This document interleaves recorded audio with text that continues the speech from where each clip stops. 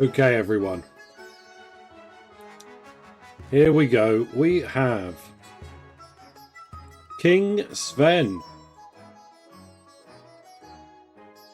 Gallant and overconfident.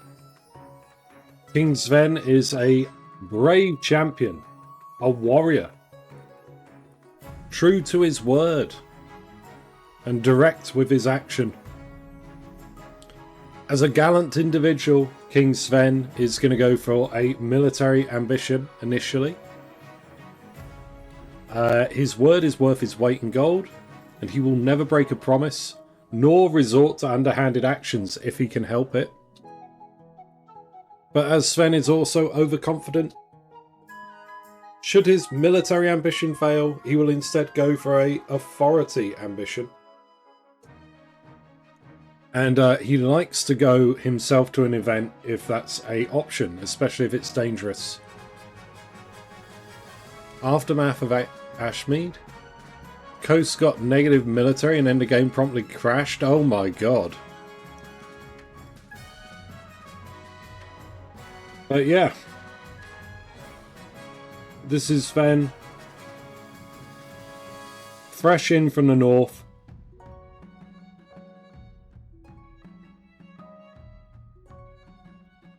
Let's have a look at the game.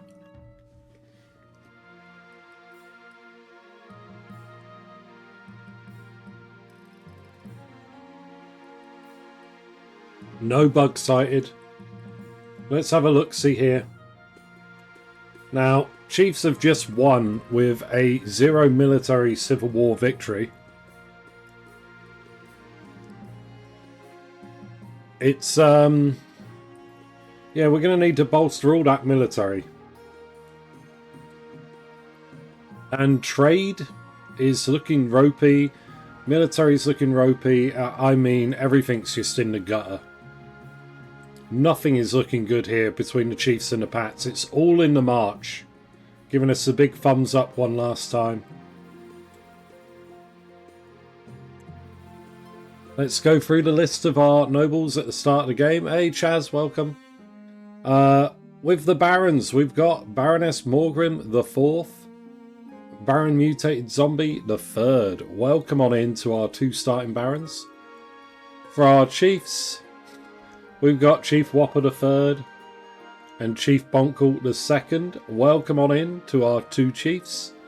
And for our Patricians, we have Noble, or should I say Lord Chaz, I'm sorry you didn't make it. Lord Patrician Chaz. And new face on the block, Lord Patrician Extreme Fire. Welcome on in. And somewhere out there in the ether, even though they're not in the game at the minute, we got Shadow Moon and Pates, who are both in the Patricians as well. And Katori, welcome Katori. We got Baron Katori. Welcome on in, you got here just in time. Chaz saying hello. Everyone say hello to Chaz in chat. Welcome on in, Chaz. Hope you're doing all good.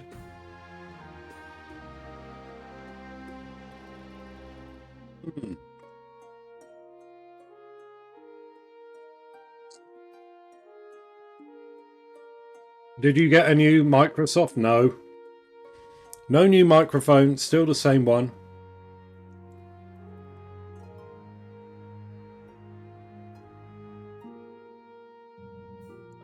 Oh, Shadow Moon, you'll have to rejoin the game, I'm afraid. Restarted it so Extreme could have their avatar.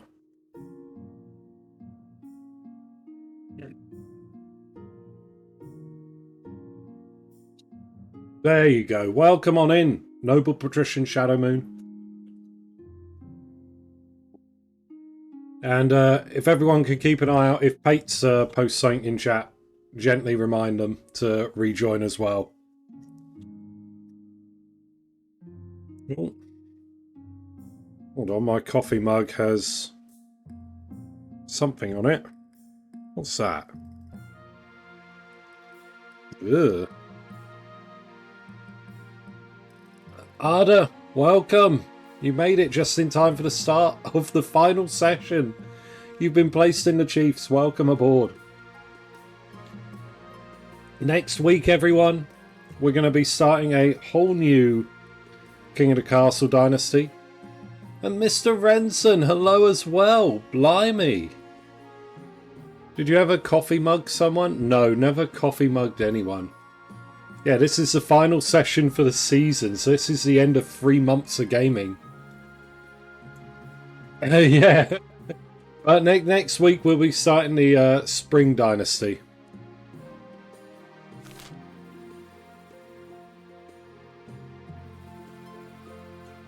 Right, we're going to begin, as always, with the path to victory. Your Majesty, the history books do not look kindly upon usurpers, unless, of course, they prove themselves worthy of the throne they have stolen. When you die, how do you hope the kingdom will remember you? What will it be called? Oh, what, the new dynasty? I don't know, something spring themed. Like, I don't know. Like, how about instead of spring, it's like something synonymous with spring, like hop or bounce. Spring trap? Oh. Pollen? What? No. When I'm thinking of spring, I mean like springing forward sort of thing. The Daffodil Dynasty? Hey, Techno, hello. My daffodils have come out in my garden, by the way. Blimey Stewarts? I don't know.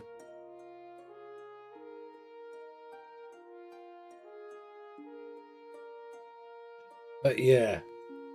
I will be a conqueror, a great conqueror. We just won a civil war with our 0 military, so I'm going to go from strength to strength. Tap the sign, let the new reign begin. Okay, yeah, let's show the sign.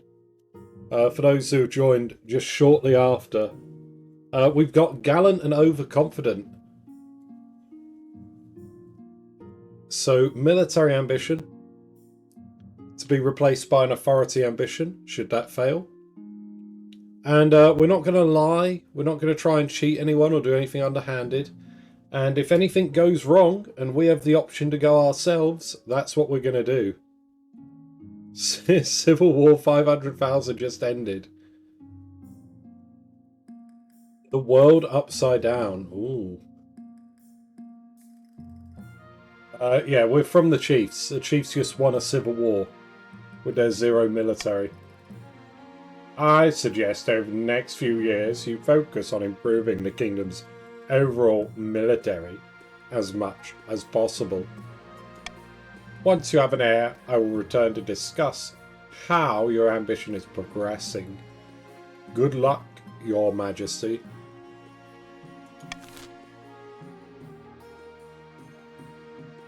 Yeah, no, like the North has just sort of fallen flat on their arse. They're doing even worse than the Pats. So definitely not the greatest. But there we go. Did I miss? No, I think I've got everyone that's come in.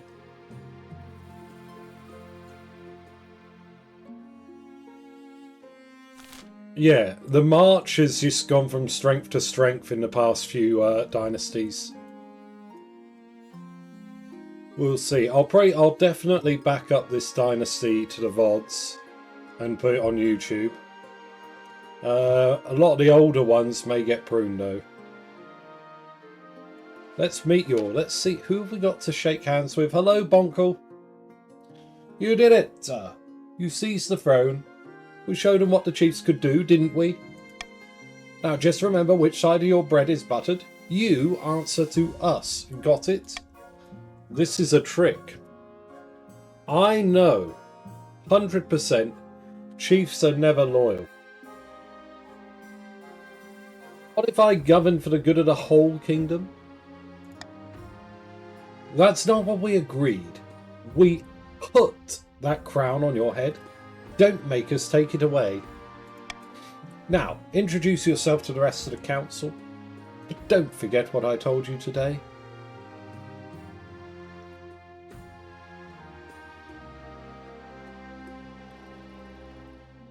Okay, who have we got from the patricians?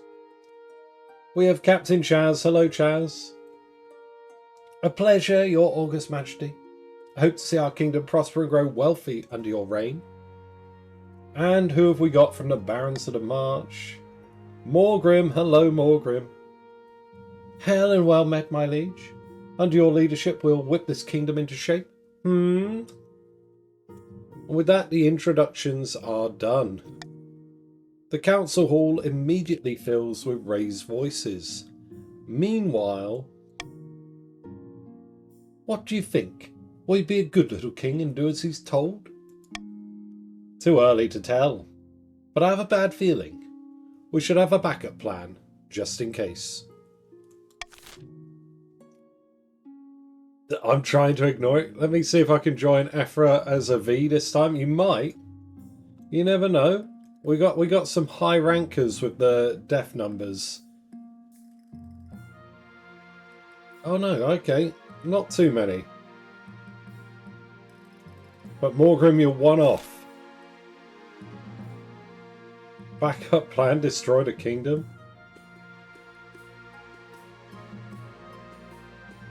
Oh dear. Right. Coronation time.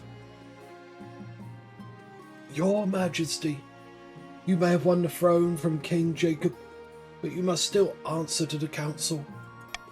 As is tradition, they will decide what happens at your coronation. Well, let's get it over with. Shall we call the nobles in? Alright, what are we gonna do here?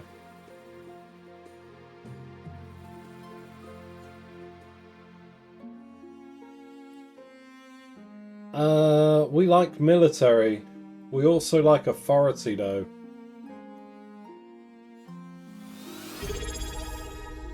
Hey Teeny, thank you for the resub. Teeny. There you are, Teeny Bert the Third in the Chiefs. How you doing? Thank you again. And Ephra's here as well. Uh-oh. Ephra the Fifth. Ephra Morgrim wants to get in on the fifth action.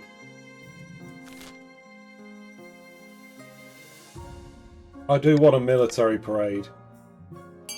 So I'm going to put a monarch's vote on this. Vote D for a military parade.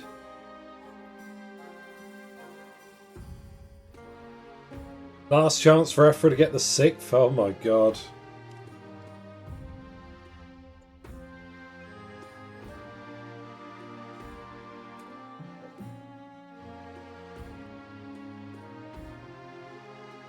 Oh, we are heavy, hot and heavy with everyone here. Look at that. Let's hope for a sixth then. I don't know if it will happen. Let's tap the sign. This is what you got to work with today. The puddle. Yeah, we like the puddle. Gallant and overconfident are our traits today. Teenybert, you've rolled for a noble personality. What did you get? 7. A true noble, I believe that is. So you're going to pursue your region's scheme to the best of your ability. Whoop. Oh, okay, hold on. We got more people rolling. Bonk, you might have to wait a minute. Streamlabs is a bit touchy. Try it again in a moment, because Katori beat you to the punch. Katori, you got a 6, which is the Ashmead wasn't built in a day. You essentially want to bolster all the stats. What is a no? It just doesn't like being pestered at the same time. And Pates, there you are, Pates. We restarted these saves, so you'll have to rejoin. So Pates, if you could rejoin, it'd get you back in the game. Now, let's see. Chaz, you got a 7. That's another true noble. And Bonkle, you got a 9. Pates, yeah, you're not in the game at the moment. Oh, wait, no, you are? You're back. Okay, no worries. Sorry about that. So let's see. What did Bonk get? A 9. A noble's noble. You like noble pursuits such as jousting, hunting, dueling, yada yada yada. Who else have we got? Extreme fire. You rolled a total of 7, so you got a true noble. Pursuing your scheme no matter what. Hyena droid, welcome on in. Where's Hyena droid? There you go. Welcome to the Barons. New kid on the block. Welcome on in. Pates, you got an 8, which is greed is good, I believe. Yeah, you just want to hoard wealth for the time being. And Mr. Renson, you also got an 8, so you're another gold hoarder.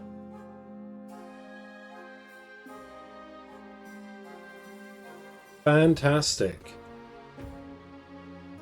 Complete all that. And let's pop the noble sign away. Fortunately, everyone is on board. We're going to have a military parade, everyone.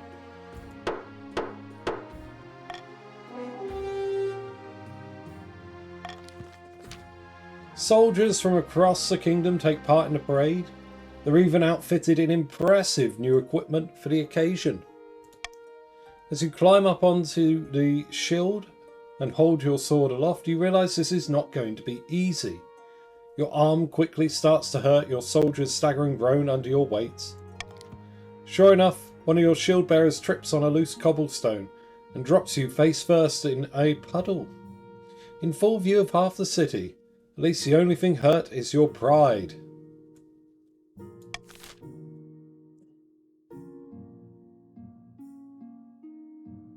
Alright everyone.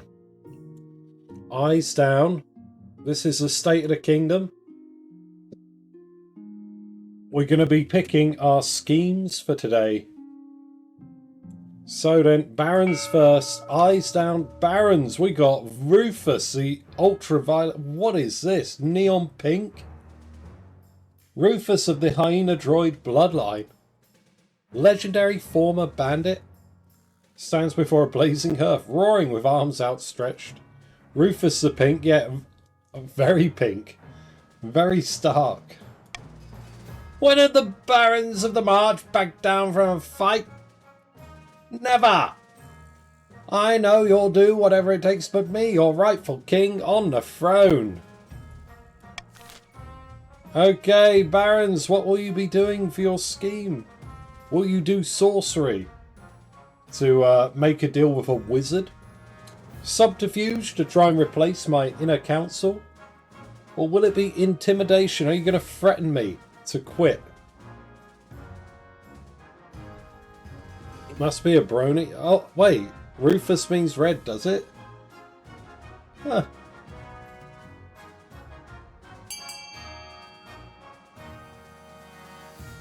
Must be because my Baron hair is red and my wife could have had white hair for the mix. Yeah, that could work. We could say that. Okay, it looks like we've got intimidation.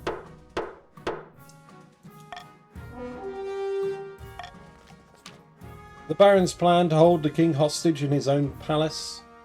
First, they must lull the spy master into a false sense of security. To advance their scheme, the Barons must raise stability to 5 or more in 4 seasons. Alright. Chiefs. Okay, Chiefs. Today's the day, alright? Like, please. Canute of the Ephra Bulbasaur. It's another Ephra. Well-known northern prodigy stands precariously on a longhouse crossbeam, droning on as if in a trance. Morgana is with us. Sven now sits on the throne and the chiefs are in charge. But the other regions will already be scheming to depose him.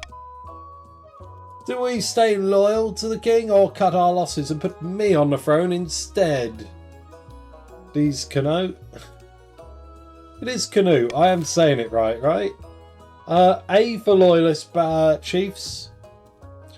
B for yet another prophecy.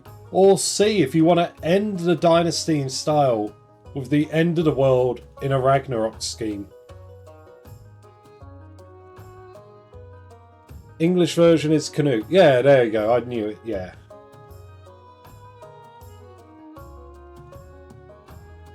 I see. I quite like ending a dynasty on Ragnarok. The idea is very nice. What have you done? We brought about the apocalypse. Okay. Okay. I promised Ragnarok last week. It's not Ragnarok. No.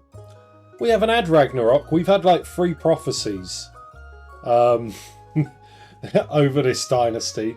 I don't think we've done a Ragnarok yet. We've had 3 prophecies, a hornblower and a gunpowder. We've blown up the palace twice.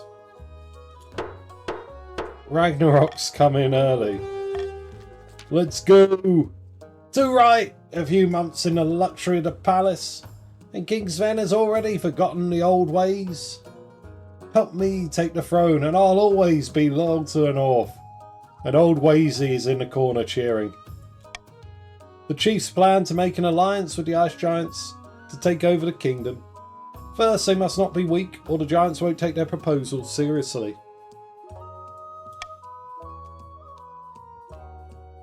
To advance their scheme, the chiefs must raise their military to 5 or more in 4 seasons. Good luck.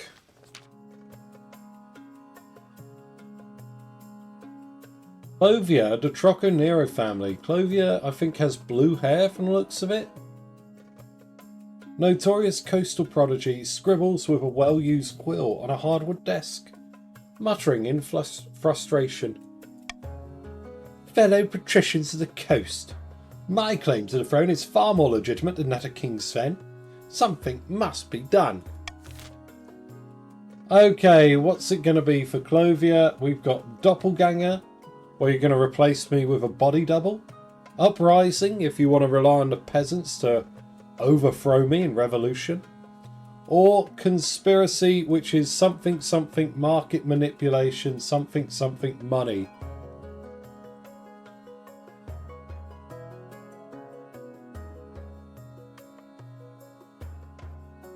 Oh, dear. What's it going to be, patricians? How many of you... Oh, okay, I think we're going B. We're going for the uprising route.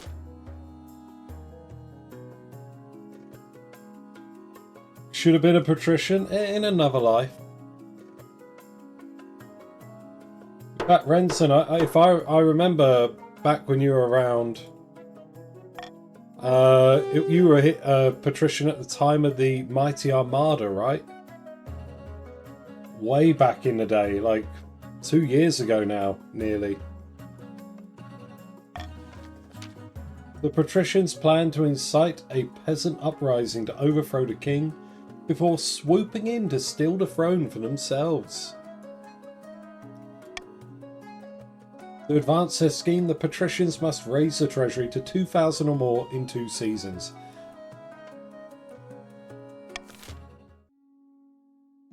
Yeah, intimidation, Ragnarok and uprising. I mean, the most polite of these is probably intimidation. The barons are plotting to strong army out of office. The chiefs are plotting the end of the world. And the patricians are trying to drive up a peasant revolt. Yeah, chiefs doing Ragnarok. So we have Rufus, my distant cousin. Rufus and the Barons of the March are pursuing the intimidation scheme. For the first stage of their scheme, they need to raise the kingdom's stability to 5 or higher in 4 seasons' time. It's currently at 5. So what the Barons want is to keep a stable realm. Canute, the treacherous half-brother of the North. Canute and the chiefs are pursuing the Ragnarok scheme. They want to raise their own military to 5 or higher in 4 seasons' time. It's currently at 1. So they need to go all the way up. They need to chase that up. And over here, finally, Clovia, our treacherous half-sister in the coast. She is pursuing, with the patricians, a uprising scheme. And for the first stage of that scheme, they need to raise the kingdom's treasury to at least 2,000 in 2 seasons. We currently have 1,500. So I need more money if the patricians are to push forward. Good luck to everyone. And let's see, I think... Yeah. Call for unity. Why not? Why not dream a dream?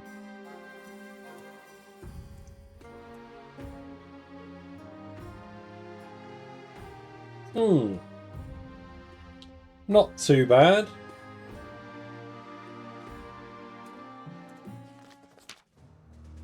Right, a call for apprentices. Bad news, my liege. What is it, Hyena Droid? A meddling wizard has set up shop in Busseldorf. I believe it is Bizk, Lord of the Bells. Tell me more about this wizard. Wizards have managed to tame creation itself. They wield untold power and are naturally distrusted by the church. Even a High Inquisitor wouldn't dare move against them openly. Bizk has influence over sound and its counterpart, silence. Though this power seems meagre compared to the other wizards, they are not to be underestimated. They've put out a call for new apprentices, which is a rare event. This is a once-in-a-lifetime opportunity for many. Droves of unwashed, glory-seeking commoners from all over the march are lining up for their chance. Not just peasants, I, Captain Chaz, have also decided to apply. The competition will be fierce, but those labourers are no match. I will be the most powerful noble this council has ever seen. You couldn't put your clothes on if it wasn't for your servant's help. Yeah, Chaz is going. We can't let this go ahead. Not only is it heresy, it presents a clear and dangerous conflict of interests. Alright, let's call the council then. Cheers, my liege. Chaz, would you like to give me some money?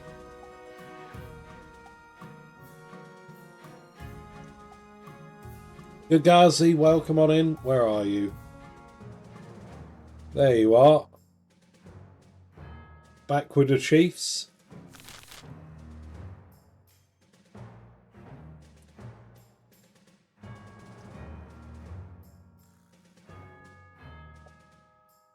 You know what? I think greetings from the north, yes. Vote A. Oh, you want to go without having to pay anything? Ooh, I don't know.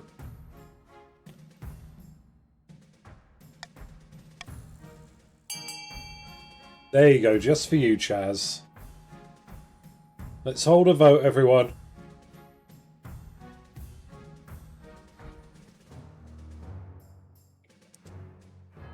Should Chaz stay or should Chaz go?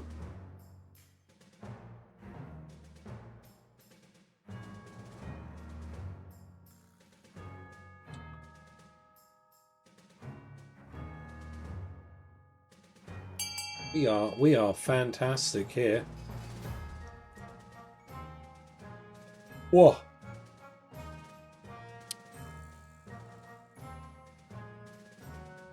Alright, what is that? 13 votes? So 3 people yet to vote? So, oh, okay, no, they can't even tie it up, I don't think. Captain Chaz is going to become an apprentice, even though not a single one of the patricians voted in favour of Chaz. Very sad.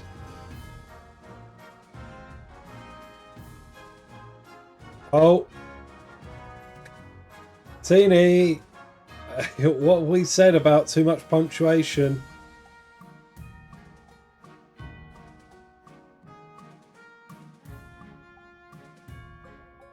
Don't throw so many exclamation marks in. There you go. You should be back now. The bot didn't like it.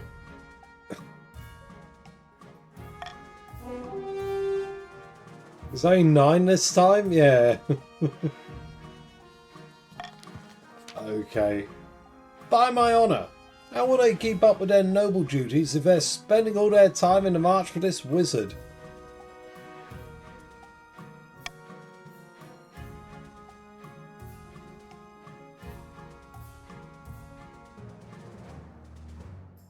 What if Night Preservers they actually pass their apprenticeship? There's never been a wizard on the council before. Don't spam them. Yeah, it's just, I know, only 3. We got to ration it out. You never know. Well, no, we'll cross that bridge when we get to it. You've nothing to fear from me, your august majesty. I'll always have the kingdom's interests at heart, even as a wizard. Oh, yes, this is the last game. Teeny, I think you're already there. Yeah, you're already in there.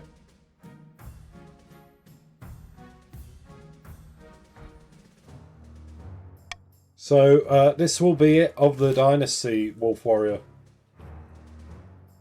Depending on how much energy I've got at the end of this game, I might stream some Monster Hunter World. Noble patrician Captain Chaz sets off immediately on their journey to the march. His presence in Busseldorf attracts all sorts of visitors, though the power of their latent magic starts to wilt crops for miles around. Oh no! My farming!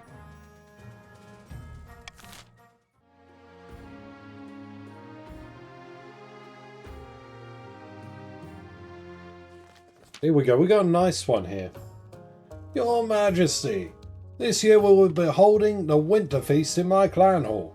It would be an honour if you could attend. I look forward to it. Ah! We look forward to having you back in the north where you belong.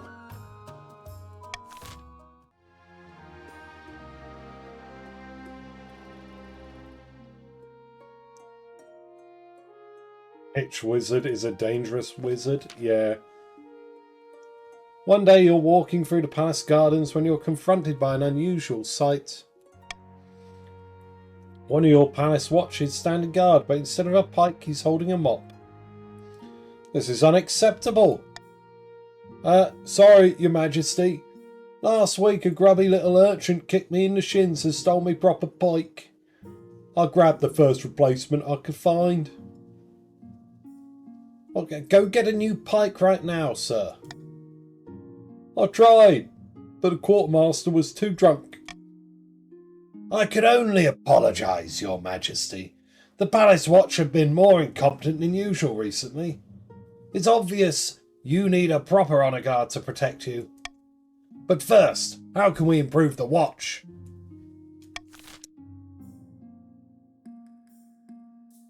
Alright,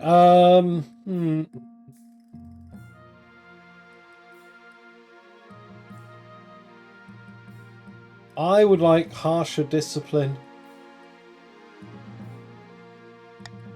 That's what I would like. Vote C and we can punish the watch for being really crap at their job.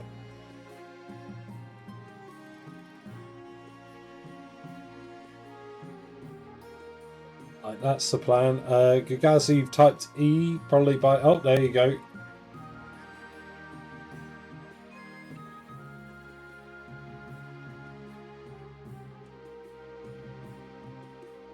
Oh. Having a yawn. Hentai Dad, welcome. Where are you? There you are. Middle of the Barrens.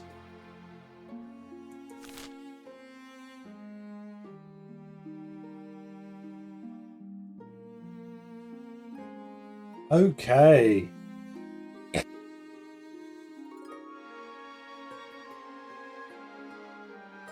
We look good. We're doing okay.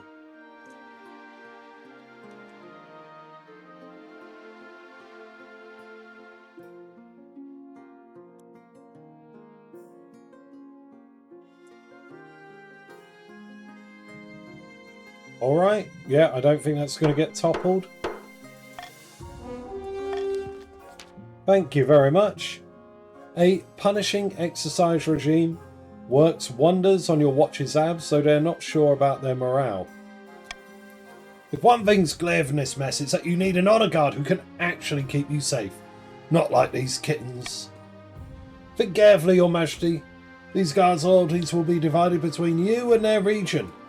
Of course, you could just hire foreign mercenaries. They'd be loyal to coin above all. You'll choose our northern warriors, won't you, Your Grace?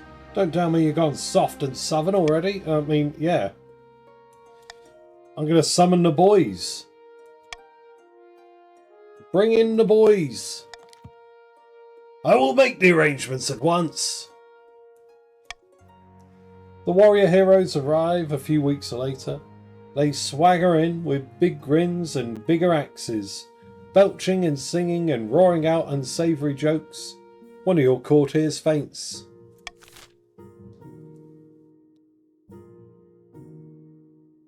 Alright. First auction of the game. Looking at this, Barons want increased stability. They can do so with B, the library. But if you'd like to hurt the Baron's chances, F, the prison, would lower stability. The Chiefs want some military. They can get it with D, the fortress. Me personally, I'd quite like either D, the fortress, for more military. But E, the monument, is also quite tasty looking. So if you want to help me out, vote for either of them. But I expect B, D and F to be the most hotly contested here. Here is a list of everyone and their money. And we're going to start the auction now. Type !fun, followed by the letter of the item you would like to fund, followed by the amount of money you'd like to fund it with. Top two items at the end of the auction will be built and take effect. Everything else will get a refund. You have about 40 seconds to get your funding in, but there is a slight delay on stream, so I'll type in chat when there are 10 seconds left. Try not to miss out if you're going to snipe.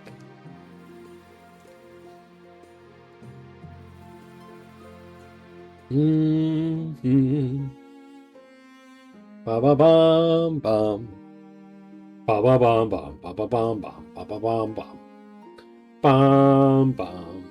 Ba ba bum bum. 10 seconds. Go go go go go.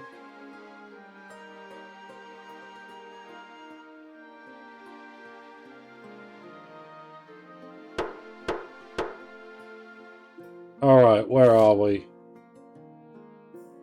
Both stability and military are up. Very good, very nice. I like it.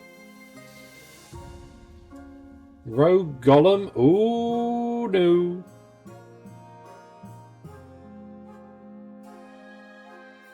Okay, let's deal with the Rogue Golem. The Rogue Golem has crossed into our territory over the Ashmedian border, Your Highness. This could be an exciting opportunity. What's so exciting about yet another Rogue Golem, Hentai Dad? Please, my liege. This is our chance to figure out how this Golem magic works. We could even turn it against Ashmead.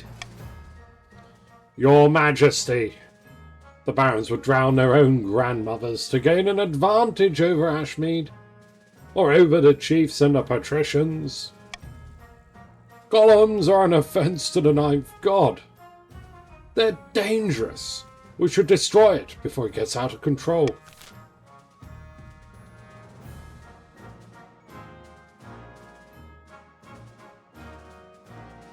I mean, I'm going to veto that. I think Archie is right. It's too dangerous. A is nice, but D is also good. I don't really mind.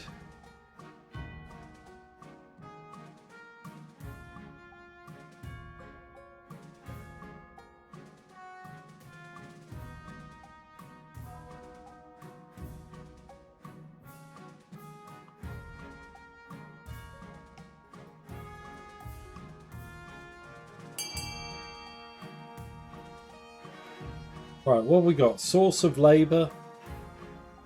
Destroy it. Running ahead. 11 votes. So 6 of you yet to vote. If you haven't voted. Going once.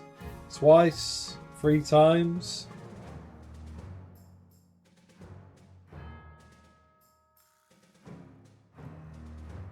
Yeah, no, it's going to be A. We're going to have a coin toss. Capital idea. We'll hook it up to a mill. Tell it to keep cranking a handle and hey presto. Easy bread.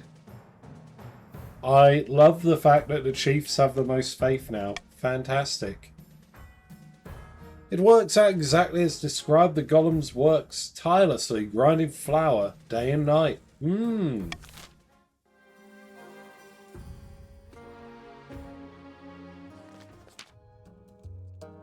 It succeeded indeed. Your Majesty. Mass unemployment and unrest have arisen in the north. Businesses going bankrupt, mills shutting down. People are calling it a Great Depression because it's making everyone else miserable. Aye. My investments have gone up in smoke and it's the same for all the other chiefs. We must find a way to lift the north out of poverty. Holy shit, did you all lose 750 gold?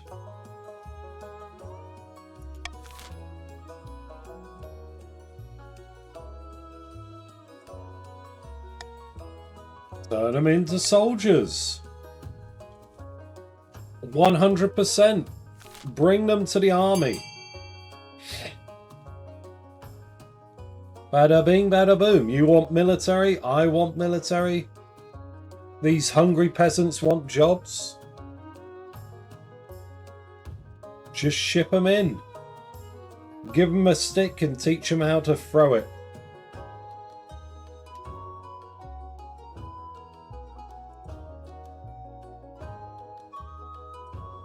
Oh dear.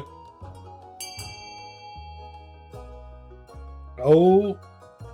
I'm very close. I'm going to do a countdown in chat and then move on.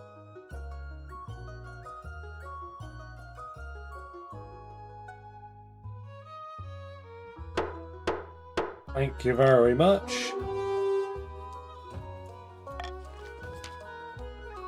Oh, Extreme Fire, you're a tad late.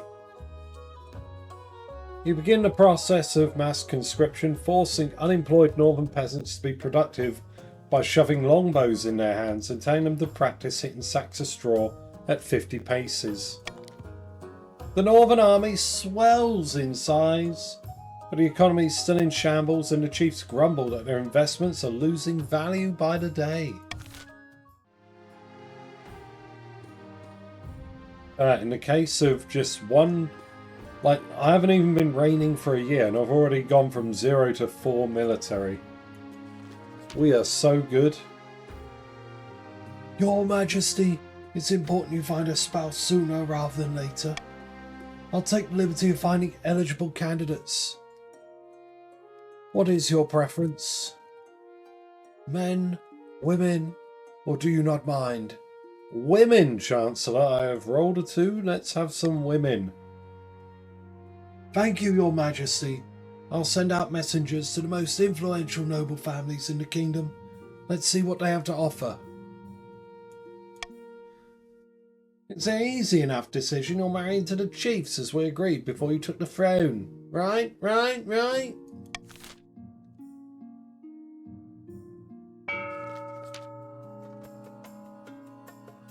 Hidden deep in the spider's webs of alleys, crisscrossing Phalanxes is an old tavern. Somewhere in its hazy backrooms, a number of patricians, all deep in their cups. It's not enough. The citizens couldn't care less about the king or his hoarded wealth. How are we supposed to incite an uprising in this climate? We should start by ensuring the king actually has some wealth to flaunt. A shame the king seems so determined to be destitute.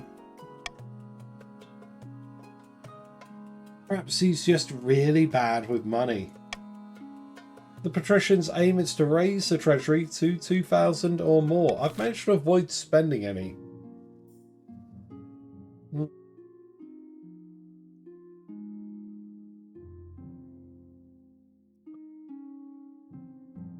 The Baron steadfastly denies selling arms to Ashmead for 500 wealth.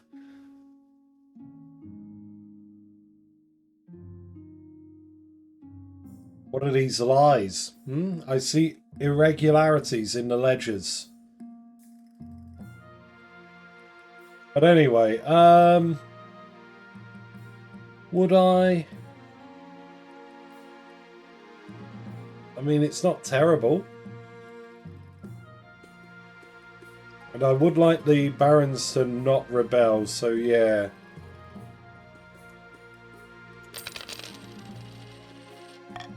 Barons get a bribe. Because I'm scared of 10 military against 7. Uh-oh. Oh, Your Highness, help me. I've been cursed. Withering away. Captain Chaz to blame. Bonkle, no. Look, I didn't expect Bizka's spell to do that. Anyway, Bonkle II stole my prized Tateshi toothbrush last week. I only wanted to give him a toothache. Unimaginable pain, please, by the gods, make it stop. Mother of mountains, this cannot go unpunished, your majesty. A moment later, Bonkle's skull falls off and they collapse onto the floor in a pile. Salutes in chat, everyone. Bonkle II has died. Bonkle III will join the council in their place. And the kill count climbs to its first notch.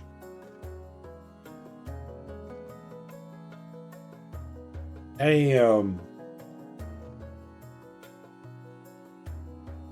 Ripper Dipper Bonkle.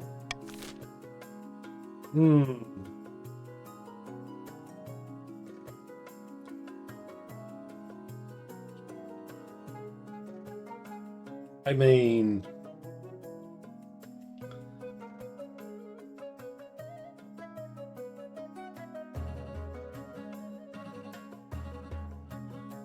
I think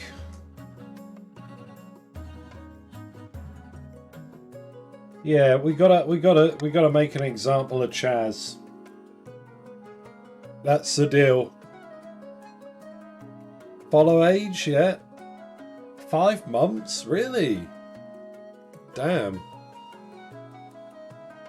I mean, Chaz, you just murdered someone, so I'm putting my vote behind hanging Captain Chaz.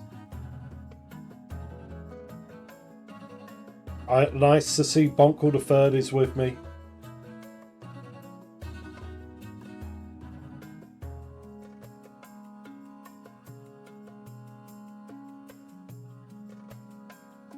What? I like how the barons are like, yeah, let's do this, and then like, the actual chiefs. Nah, brah, just chill.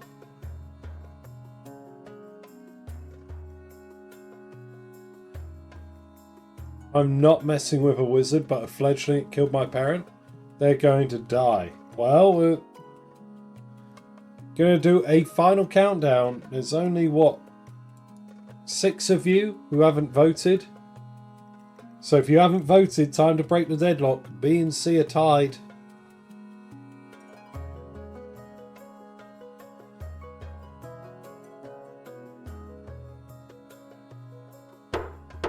Oh, Katori!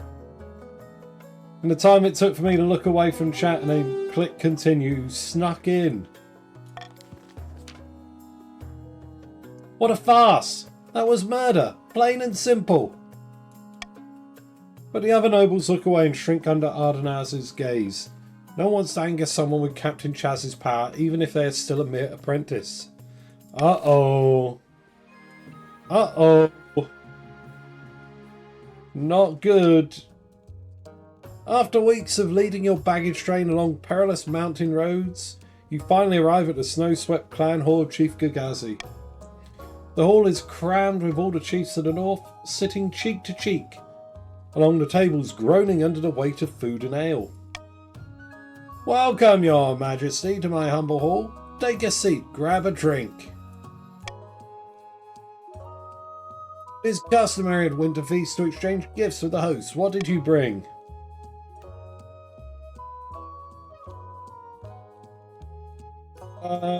We want to get Defiance down, so yeah, let's have an axe.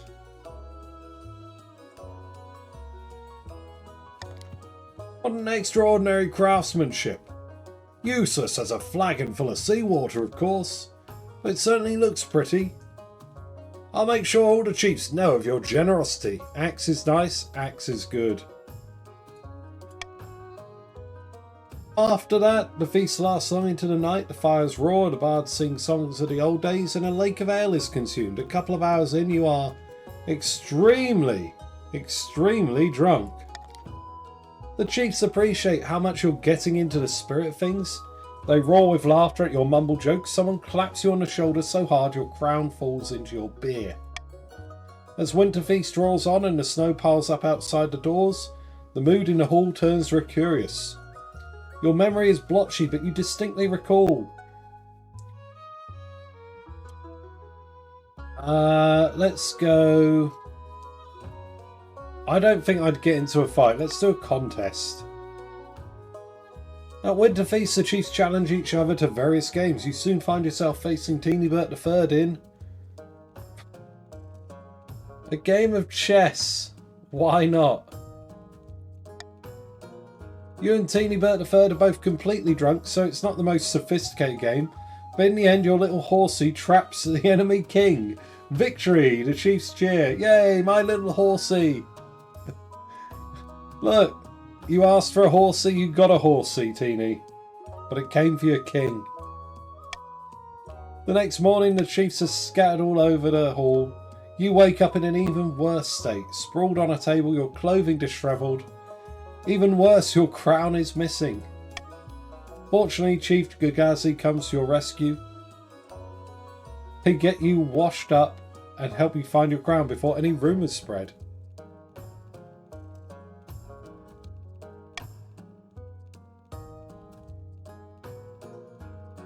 Thank you, Chief Gagazi. Hiding your embarrassment, you bid farewell to the chiefs and begin a long, perilous journey back to the capital. Winter Feast is good and done. We are fantastic. Now, politics dictates I should probably marry a baron. So I'm going to lean very heavily towards picking the Baroness for my bride. But we'll see what we get. Let's have a look. Someone that's honourable and someone that's very forthright and brave. You know, unless the barons send a shut-in, they should probably be a shoo-in. I have found 3 potential matches for you. 1 eligible young woman from each of the kingdom's 3 regions. Choose wisely, you'll be securing a powerful alliance. Yes, I know. Chancellor leads you to the Great Hall, where they've arranged 3 portraits on easels. For now, each is covered by a cloth. Alright, show me them, show me the ladies. They whisk away the cloth from the first portrait. This is Kestrid, firstborn daughter of the Northern Whopper clan. She's been a melancholy sort ever since she was a child, but otherwise she's decent enough company. She keeps the company of witch women and god speakers who have taught her mysterious secrets. She's an incredibly driven person by all accounts. Gets up at the crack of dawn each morning and goes for a swim in a frozen lake. Okay, not bad. Not bad. Kestrid, not bad. From the coast we have Aurelia, wealthy heiress to Lord Patrician Trochanero II's estate. And I mean, look at her, she's gorgeous. She's got a big frown.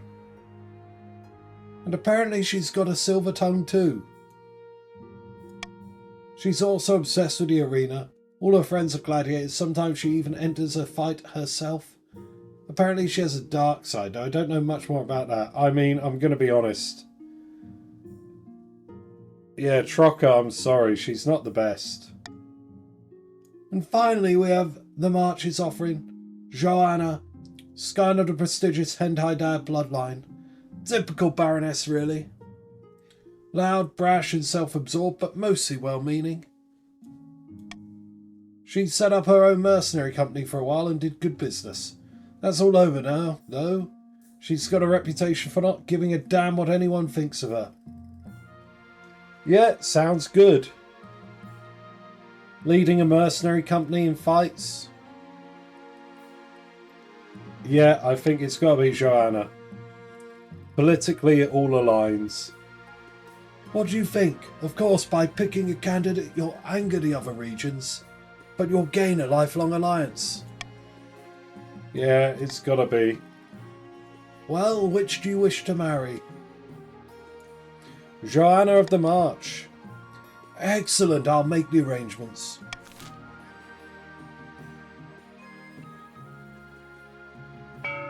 Alrighty, what? Oh, hold on. Unity is overrated. Authority is the way. Let's have some iron choice up in here. Comet sighting? A blood-red comet was spotted in the night sky of the coast, Your Serene Highness. The citizens are claiming it is a terrible omen. Leroy, where are you? Welcome on in, you've been placed in the pats.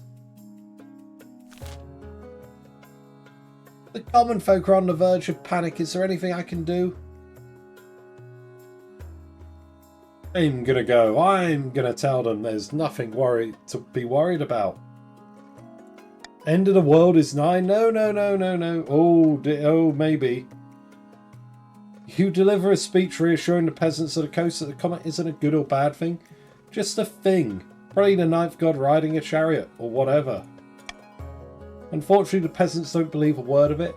Your reassurances only panic them further. For a few weeks, the coast is gripped by panic. Riots break out in the streets. Soothsayers wander the land, foretelling doom. Bankruptcy. Uh-oh. The treasury is almost empty, Your Highness. What do you suggest we do? Well, apart from raising taxes, we're precious few options. I bought an axe, and it ruined everything. You could get a bank loan, sell off the crown jewels, or perhaps crack open some of your predecessors' tombs. Most were buried with piles of gold, or so I've heard. I mean, I don't really want a loan. I don't want to sell it. Would I crack open tombs? They're not really my ancestors, are they?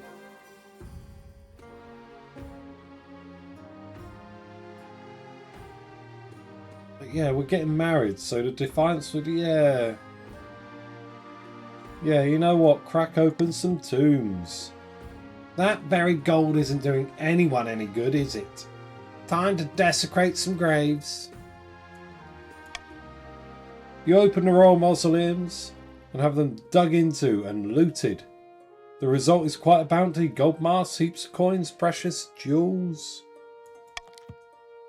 Not everyone is as practical as your treasurer, however. The church denounce you as a grave robber. Nobles and peasants alike are disgusted by your greed. Don't bother me with such trivialities. Your wedding to Joanna is naturally the talk of the kingdom. Nobles and peasants alike travel from across the realm to attend. For a week and a day, the capital is one giant party. It feels like you're the only one not taking part. Instead, you're getting ready for the ceremony. Soon enough, you're standing in St. Bertrand's Cathedral with Joanna at your side. Do you take this woman as your lawfully wedded wife? Yes, Archie, let's do it. Then I pronounce you king and wife. After the wedding, of course, there's a feast, and after the feast, a dance. Your new wife, Joanna, dances so vigorously that she spills wine all over herself. By the time you find yourself alone with Joanna, it's past midnight. You've never felt more tired. Good God, I'm so drunk, yet somehow not drunk enough. Time for more wine. Servants, bring us more wine. Haha, that's the spirit. So what do you like to do in your spare time? I'm usually trying to turn a profit. There's so much money out there and so little time to make it. What do you think of the wedding, love? Damn beautiful from start to finish, wasn't it? I had a whale of a time. Would you join in me in bed? No time like the presents. Yes, Hentai. That's your daughter. She swigs back the last dregs of her wine and leads you to bed. There we go. Bada bing, bada boom. Deep in the forest of the march, Baron Katori has gone boar hunting with a few of his close friends. Bad news, friends. The spy master's still watching us like a mother bear watches her cubs. Give me a crossbow and I'll shoot the damn bear. Stick its head on my wall. Let's not get ahead of ourselves. We need to pretend to be harmless until the time comes to strike. Baron's aim is to raise stability to 5 or more. Far to the north, where the snows blanket the landscape and wolves howl in the night, the chiefs plot to bring about the end of the world. Ragnarok. Ardenaz. Have the ice giants agreed to meet with us yet? Nay. The last envoy we sent came back in a basket. Clearly they aren't taking us seriously. Chief Teeny. Then we need to keep up training our warriors. The only thing the giants respect is strength. The chiefs aim to raise their military to at least 5. Wouldn't that be nice? Oh, and finally, back in the derelict Palacian Tavern, the patricians have met once again. Only this time, celebrations are in order. The citizens are getting rowdy, and it's all thanks to us. Now that they know how much wealth the king's hiding, they're itching to get rid of him. Careful we don't get them too riled up, mind you. They'll start asking questions about our wealth as well. Yes, now it's time to incite some real chaos. Show that King Sven is not only greedy, he's utterly incompetent too. Next stage of their scheme, the patricians must lower stability to 4 or less in 4 seasons.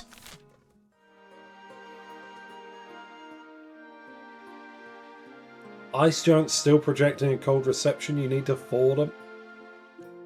God damn. So yeah, barons are looking to get stability up to 5. Chiefs want to get their military up to 5, so +1 for both of them. The patricians want to keep stability low though for another 4 seasons. So, bit of a tug of war between the Pats and the barons.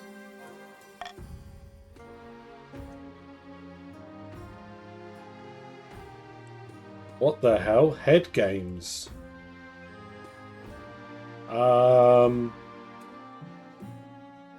What is that? A vanity project? Wait. Oh no. Really?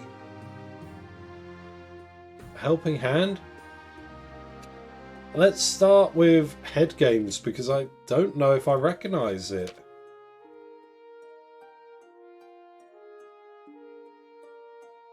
Oh my, yes, okay. Leroy Jenkins. I've only seen this like 3 or 4 times, so slightly uncommon one.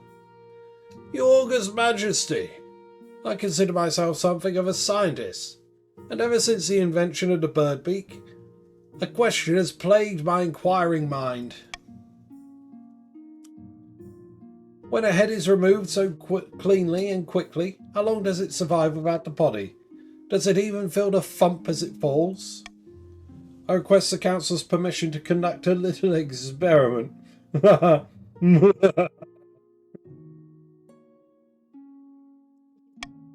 Excuse me, I just remembered something funny that happened last night.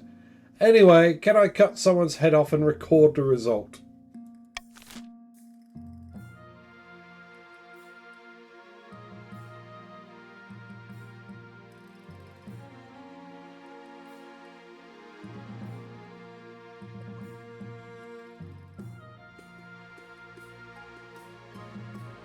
I'm going to say no.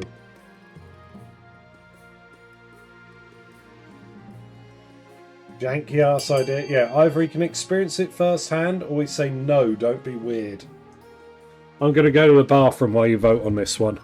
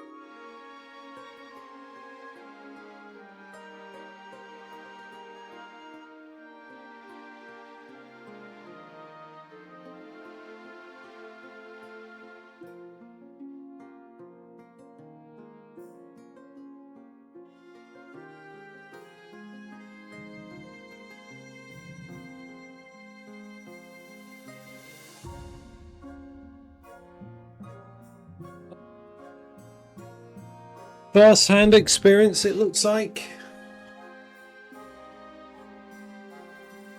What kind of sociopathic council is this? Well, I mean, you know.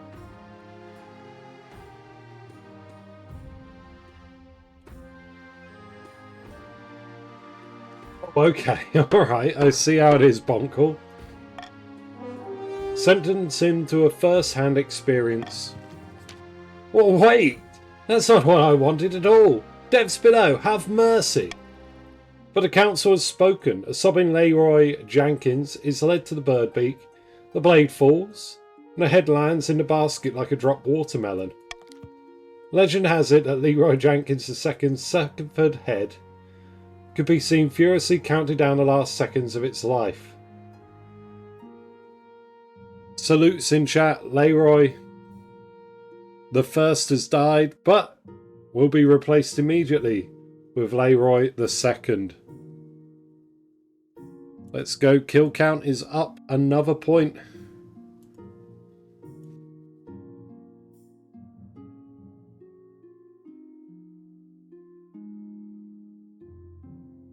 Oh, all the salutes. Thank you very much. Rumour of Leroy's unusual death spreads fast. The common folk generally agree that his experiments were an affront to the ninth god, and he got what he deserved. Faith is up. Authority up. Fantastic. What else have we got? A helping hand. Sven, I had something I wanted to ask of you. What can I do for you, my love? As you surely know, I run a very successful lumber company back home in the March. But the current laws are a little restrictive for my trade. Lots of tariff and regulations. You know how it is. I was hoping you could push for some changes in the council. Eliminate some of the more cumbersome quality standards for Marcher lumber, perhaps. You want me to give the March preferential treatment? I think it's only fair. The other regions just can't compete with us in the lumber trade anyway. Fine, fine. Let's see what the council says. Ah, fantastic. See you there. Right, everyone. My wife wants quality standards on Marcher lumber. So vote for A to keep my wife happy, and then I'll be happy, okay? And if I'm happy, I'll have the cash and maybe I'll splash it around a bit next tax season.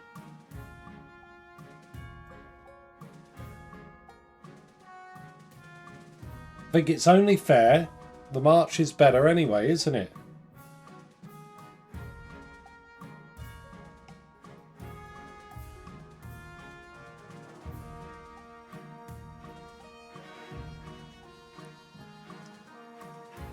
Ooh. Tied between A and B, but I think that's most of you voting. I'm going to do a countdown in chat. Once I hit 1, we'll be done. Well, I think my wife should have what she wants.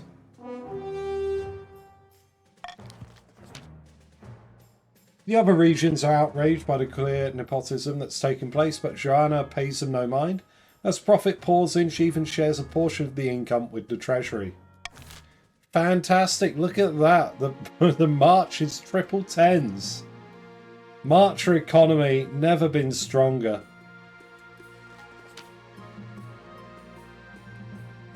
Chief Architect bustles into your office carrying an armful of parchment. Statues can be torn down, paintings can be burned.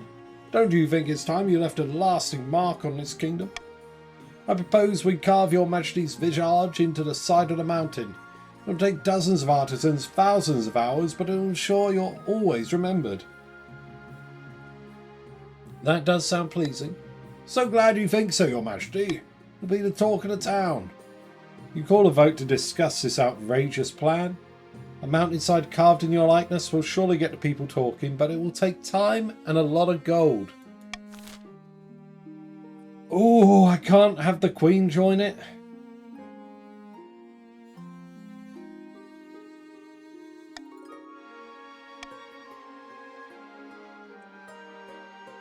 Let's see. What do we seriously want? A wonder of the world. You know what? Yeah, let's throw the money into it. I was going to have the nobles pay for it, but I may as well pay myself. Let's see. What would you like to vote for? Go ahead with the project and let me pay for it. Go ahead with the project and let the nobles fund it. Or forget about the entire thing. What's it going to be? Absolutely not. You don't want it? Don't want a mountain with my face on it? Oh my god, look at that. This isn't a call for unity. Well, Joanna, it wouldn't be complete. Yeah, I can't afford that though. I'm a bit broke, okay? I'm a little financially embarrassed right now.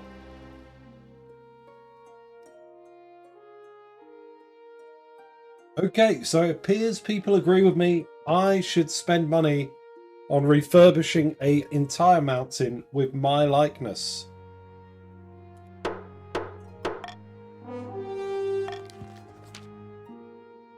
This will be considered a new wonder of Celeste Af. Planning starts in earnest, a mountainside covered in scaffolding. You wait eagerly for news of the project's completion. But the work is plagued by setbacks. Stone is harder to carve than anticipated. Storms knock down the scaffolds. A rock slide erases much of the work that has been done. Your Majesty, I have to admit I may have bitten off more than I could chew. It will surely work out in the end, though. Right? Yeah. Yes, of course it will. Yeah. As the weeks roll past, it becomes clear that the Chief Architect's grand idea will take longer to come to fruition. Can't stay for the full game. Oh, everyone say goodbye to Trocker in chat. Trocker, come by next week. I'll probably be playing Monster Hunter Wilds for the first few hours, but allow people to join King of the Castle. But Trocker, see you later, buddy. Everyone say goodbye to Trocker in chat.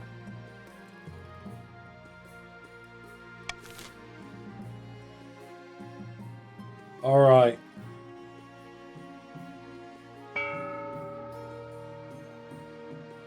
Here we are. Let's go with...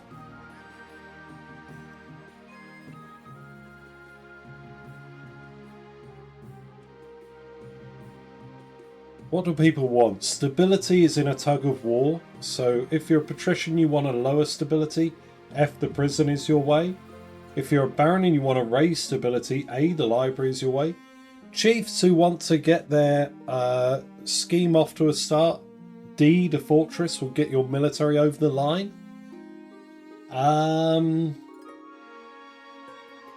Yeah, other than that, I mean, cathedral for faith, I don't know. So yeah, I think A, D, and F would be the big tug of war. Why does the cathedral stay in the north? Send it away! Send it away! Unfortunately, you cannot fund against something. But here's everyone's money. We're going to start the auction right now. Type exclamation mark in chat. Wait. Type exclamation mark fund followed by the letter of the item you would like to fund followed by the money you'd like to fund it with in chat. You have about 40 seconds to get your funding in.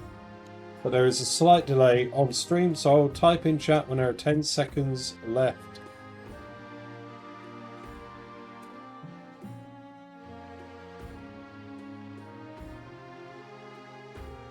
Oh dear.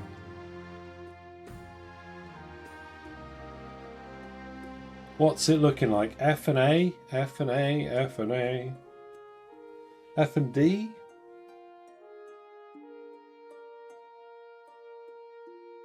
Right, 10 seconds. Go, go, go, go, go. Go, go, go, go, go, go, go. Go, go, go. Right, A and D. What does that do? Stability up for the barons. Military up for the chiefs. Fantastic. Oh, oh, oh. Rare one. This is really rare. Holy crap. I've only seen this twice in the 2 years I've played the game. Chaz did it. Chaz, where are you? Chaz survived. A new wizard has risen in the march, Your Majesty. Is Captain Chaz, Biz's former apprentice. They have completed their apprenticeship in record time. Usually it takes years to master magic, if the apprentice survives, that is. They've devoted themselves to mastering turnip magic and taken off to Valamir in search of new treasures and secrets. Though not before using their powers to wreak havoc on farms across the land, people are calling it the Turnip Plague.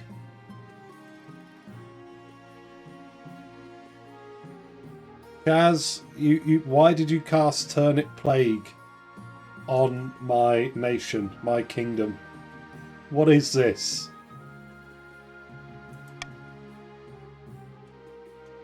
Why did they do this? Well, the Crown hasn't had the best relationship with the patricians of late, and the coast was the only unaffected region. Oh, you bastards! The new wizard was once a noble patrician, don't forget. So they destroyed all our turnips? All of them? No, actually, they made the turnips climb out of the soil and run away. Some kind of vegemancy, Your Majesty. The turnips sprouted legs and ran off. Catch those turnips! Many chiefs and barons are already blaming the patricians for this incident. Perhaps the council should step in?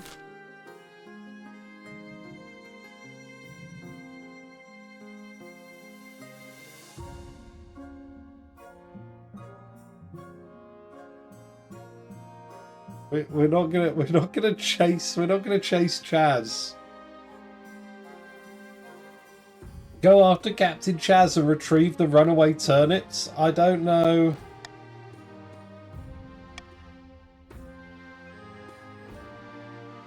Either the patch should support the other regions, which their farming's quite healthy, so that could work.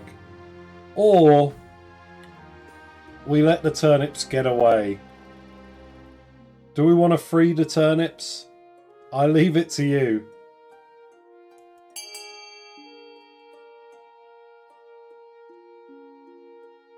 Let the turnips run free. That's... Oh my god. Rotten little turnips running off to Valamir. How are they even getting there? It's on the other side of the ocean, right? Are the turnips, are they taking over boats? Can we make money ferrying the turnips? Are they sentient? Be free, my little ones, yes!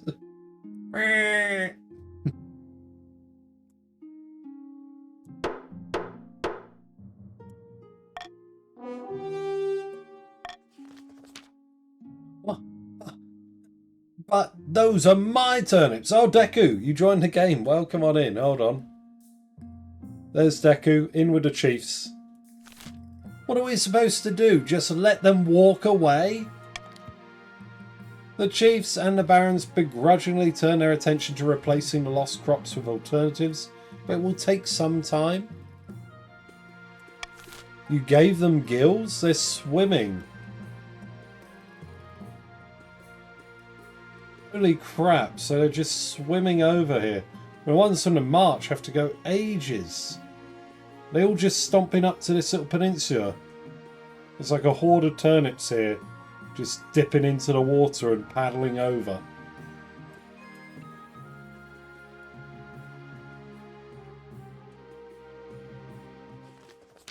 Has survived. Pates, hello. Your Serene Highness, a great big whale washed up on the coast, right outside my villa. However, before I could order my servants to harvest its blubber, the finfolk crawled up onto the sand and begged me for an audience with the king.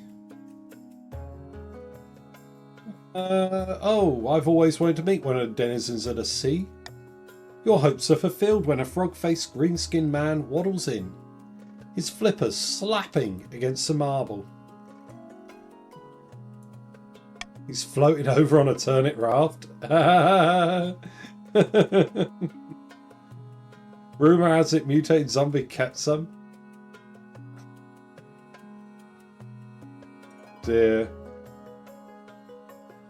Your Majesty, this whale's name was Darkus. She was wise and gentle and a great friend to the Finfolk. We request her return so we can send her soul into the great abyss with honour. And why should I listen to you? Because I am begging. Darkus deserves a proper burial. Depths below, you can't be seriously considering this, Your Majesty. The beast is dead.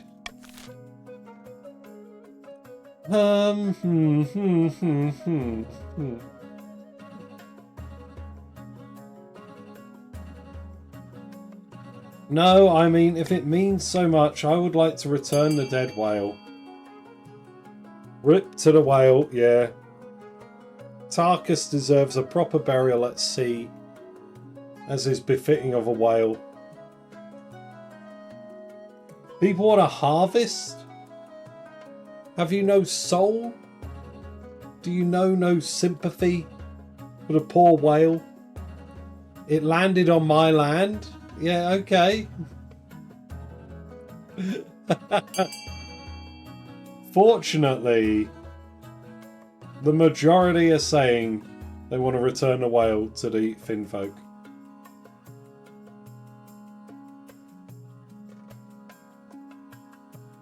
Bada bing, bada boom. Fantastic. By the knife, I can't believe this. The animal was already dead.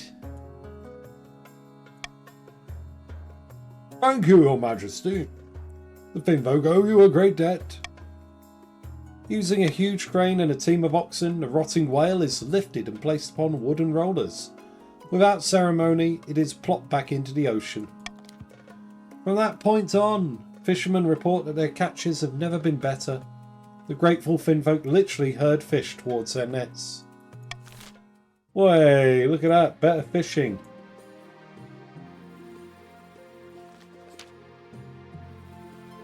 Your Majesty Joanna has grown strong and steady like an old castle wall.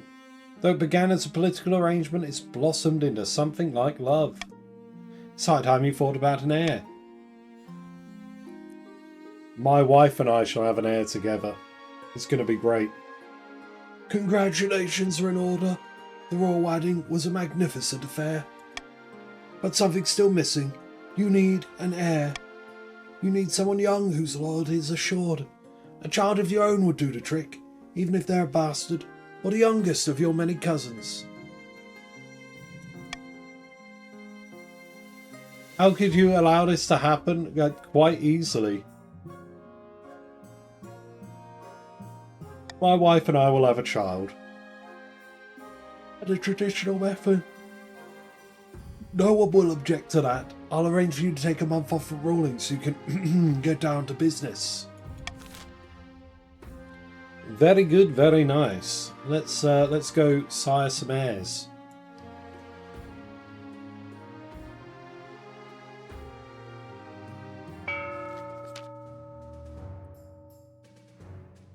Oh, here we go. Katori's here. Our plans are going better than expected. The Spy Master thinks all is well in the kingdom, and while the cat's away, the mice shall play. Cats aren't best for getting rid of mice. You're better off with a terrier. I think you missed the point of my analogy. Never mind. Our next step is to replace the palace watch with our own agents. Should be easy enough. If the king can't pay them, the watch will have to look for money elsewhere. The next stage of their scheme, the barons must lower the treasury to 1,500 or less in 2 seasons. Uh-oh. Uh-oh. Back in the north, warriors are gathering. Heroes travel from leagues around to meet with the clan hall of Chief Ardadiaz. Morgana has blessed us. The ice giants have agreed to parley. The gods are good. With luck, this will be the foundation of an alliance strong enough to rock the world. Wait, did Chaz escaped as a wizard, but it didn't count as them dying? Aye, the ice giants are a formidable ally, tall as a building and limbs like tree trunks. No southerners don't know how to fight them like we do. But first we must offer something the giants desire. Yeah, I think it's supposed to as well, but I don't know.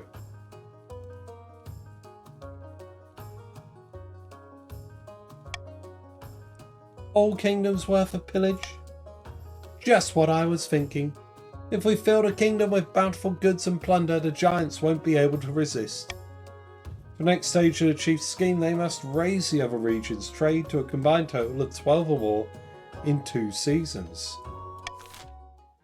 I just thought because I saw the kill count.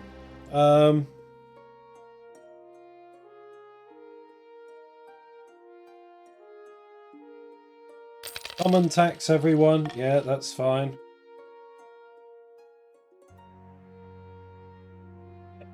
An invitation?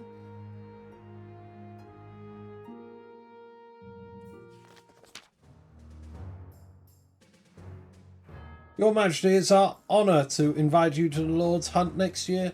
Hunt will be taking place in late spring, so keep your schedule clear. I look forward to it. Of course, why wouldn't you? 2 curses, a curious curse or a terrible curse? Let's start with a curious one. Blub blub. A giant glass globe is filled to the brim with murky water. It's wheeled in before the council. The fishbowl contains Lord Patrician Leroy Jenkins II. Suspended in liquid, he pokes his head above the surface. Your esteemed highness, glub glub. Most infuriating circumstances befallen me, glub glub. Yes, I can see that.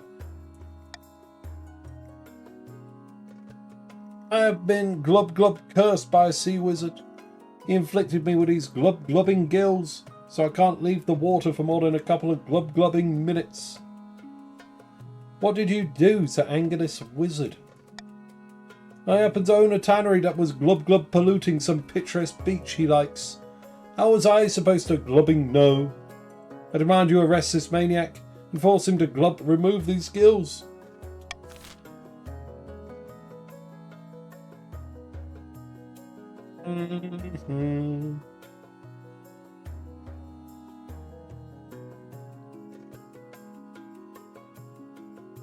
Well, we just want to close down the tannery, really, don't we?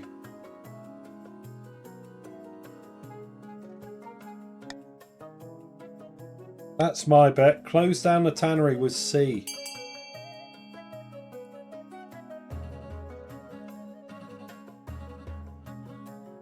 From 1st to 3rd in 1 year, poor Jenkins. Yeah. It's not looking good, is it? The bloodline is doing badly.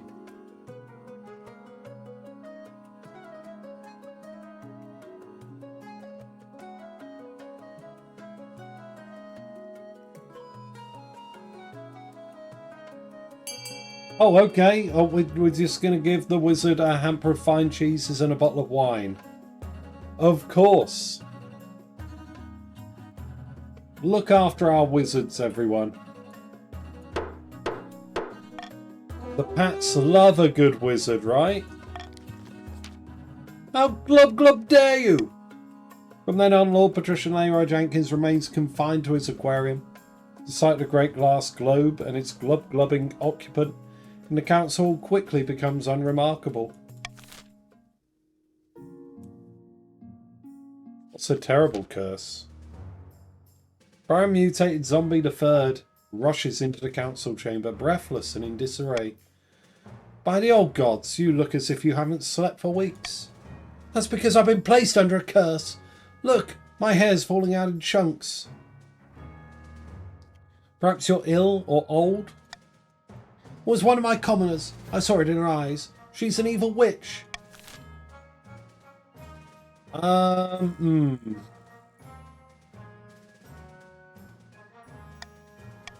Pest the witch, please.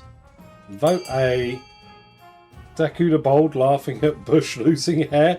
Yeah, it's true. It's true. That is funny. All right, A. Come on, A. Get the witch tested. Or send them to the north to relax. I mean, you know, either or.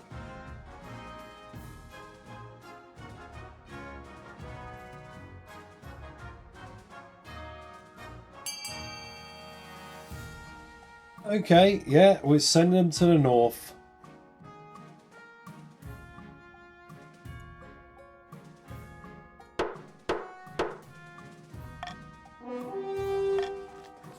Ah, yeah, that would be wonderful. Change of pace, some fresh air, perfect. Gods are good. Be sure to bring plenty of coin. Trade is now merely destitute in the north. Trip is a resounding success. Mutated Zombie Bush the third and his entourage praising Dekumite's hospitality, the north soon becomes a popular destination for those looking to improve their health.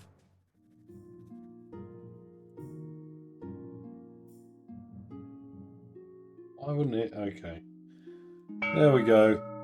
Let's see, what else have we got? No, we're good with our current loadout.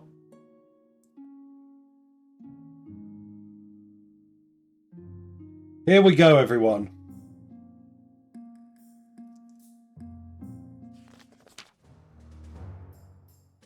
After several days riding along muddy roads, you have arrived in the march for the Lord's hunt. What weapon did you bring for the occasion? A whole spear.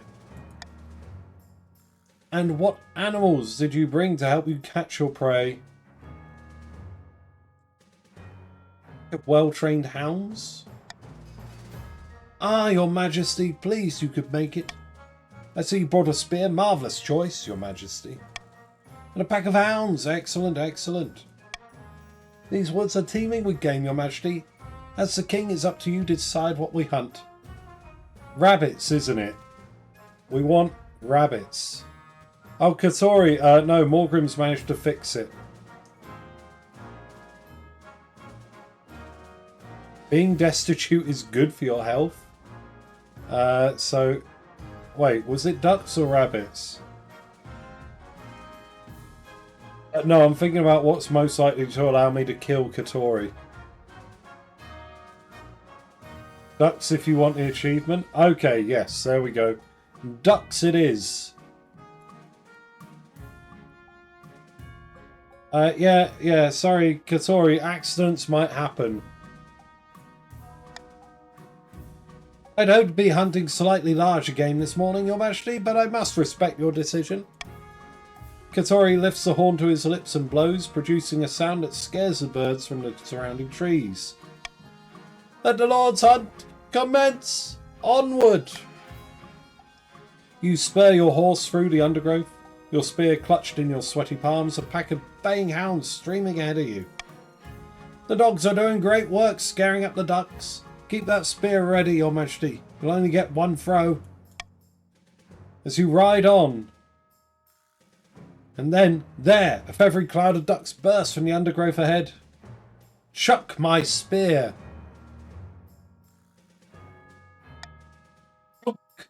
Your spear flies true, bringing a duck to the ground in a flapping ball of feathers and blood.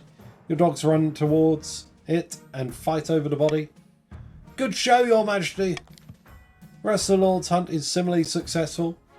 Every night you and the barons feast on duck roast breast and red wine. Each morning you ride forth and do it all again, Katsori. Congratulations, you survive again. We don't kill you today. Several days later you begin the long ride back to the capital, having successfully won the barons' respect. Way, we did it. Now then. You're aware of the ice giants, I hope. Brutest creatures that live in the frozen waste beyond our northern borders. In a time before time, they ruled the north and kept people as slaves. The chiefs are willing to let bygones be bygones. They're forging an alliance with the giants to bring down your kingdom. What are the chiefs offering those overgrown monsters? My intelligence suggests that the chiefs have offered up the kingdom as plunder for the giants when the time comes. It's not often I say this, but the kingdom's strong economy is a problem. Even the ice giants can sense a lucrative opportunity. What am I supposed to do, tank my economy? That would certainly be one strategy, yes. Rebuild Lin's wall?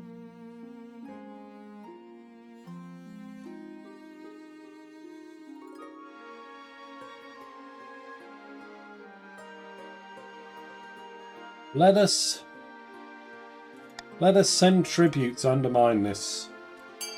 A's the way. Send tribute. Let's bribe the ice giants ourselves. Vote A. What? Why are we voting for B? Why are we delaying it? What is wrong with you? Oh no! Ragnarok is coming. This is less than good. This is thoroughly undesirable.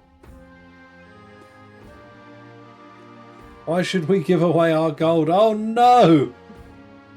We're rebuilding Lin's wall instead. Okay.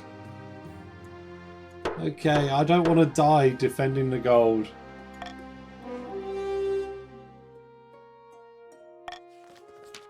An old thing, but it's in ruins. Hasn't been used since the last time. Oh, never mind. Perhaps he's right, but at least it'll buy you some time. Work on rebuilding Lin's wall begins right away. There's no time to waste. Chief's stat goal will not be evaluated until the end of next season. Your Majesty, I've heard some discerning whispers about Baron Katori of the March. He has been discreetly offering coin to your palace watch. Just gifts, he says. Gifts of enough coin to retire with. What's he playing at? The palace watch have been grumbling about their low wages recently. If we don't give them a raise, these bribes will look very appealing. Unfortunately, we can't give them anything, with the treasury as low as it is. We need to bring this matter to the council, Your Majesty. Yes, bring them in. My honour. You don't have a shred of proof for any of this. Don't make me laugh. I trust the rest of the council will join me in scorning these lies. What do you need it to be, 1,500 or less? Oh, here we are. Here we are, everyone. We can either let it fly or take the emergency measures. Give me the cash!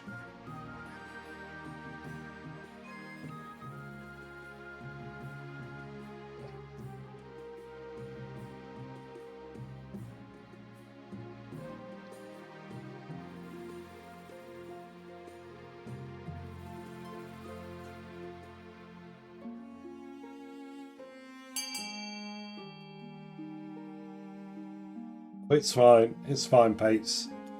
We've got 8 anyway. And such things happen. You order the mint to produce more coins. The sudden rise in inflation causes food prices to rise enough to leave thousands starving. May the extra cash go straight to the Palace Watch. Hopefully this will buy their loyalty.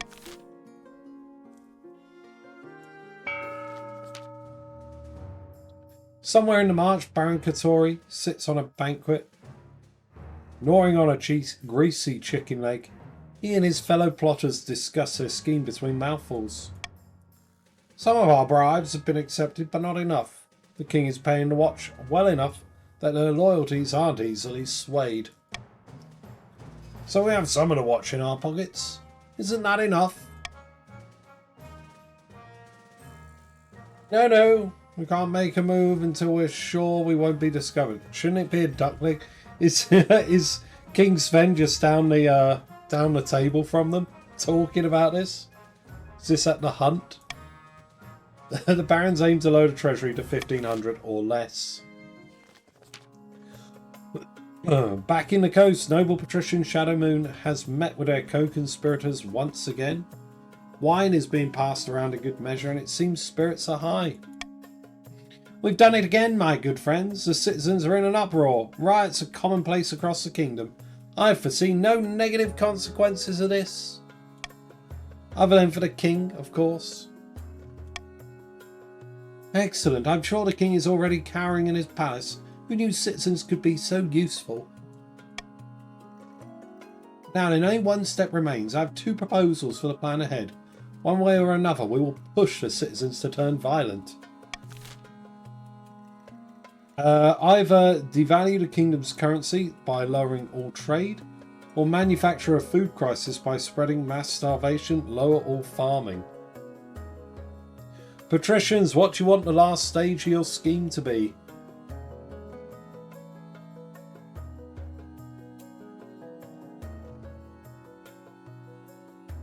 I don't know. So if the Pats win, it would be like an end to the monarchy and the beginning of some sort of republic. Whereas if the Chiefs win, it's the end of the world. Literally. You want to lower all trade. Okay then. Tug of war for trade at the minute between the Chiefs and the Pats. Diabolical. Why, you might even call it evil. No, it's for their own good. When you think about it, everyone will be better off with Clovier on the throne. With this final push, we will ensure the king soon has more than just a few angry peasants on his hands. Indeed, and once the fighting starts, I'll be right there, ready to step in and negotiate. For the final stage of their scheme, the Pats must lower all regions' combined trade to 11 or less. Uh-oh.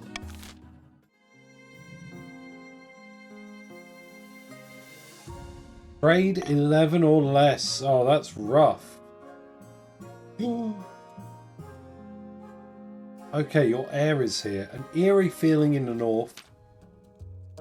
I'm most pleased with the new fortress we built on my land, but the soldiers believe the fortress is cursed. Desertions are at an all-time high among those garrisoned there. That's inconvenient, isn't it? Unfortunately, nobody can tell me why they think it's cursed. They just say it gives them a creepy feeling. What should we do?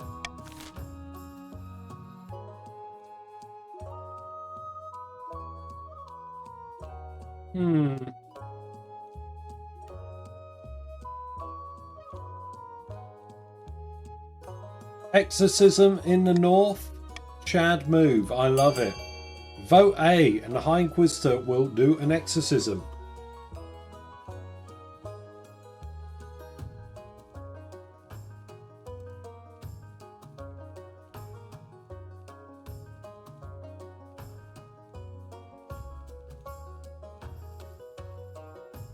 Let's go.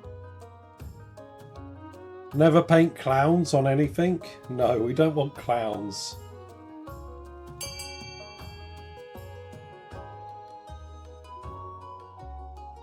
Yeah, there we go.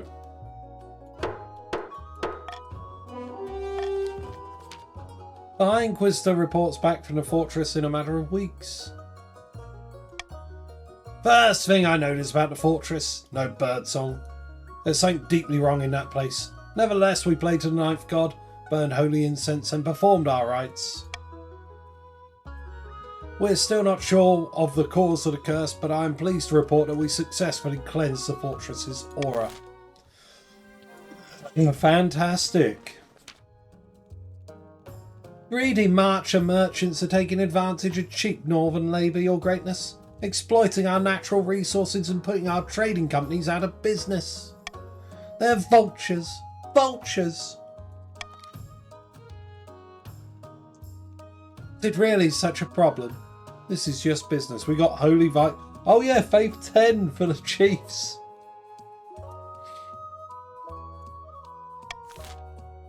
Okay, we want to put the Chiefs back in charge. So I want to go for A.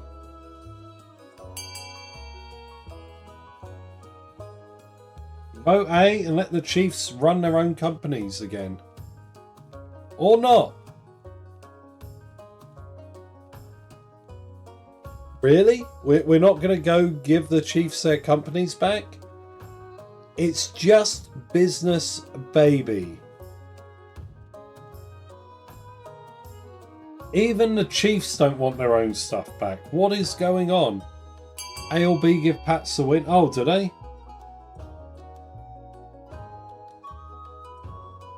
Oh no, trade swaps around.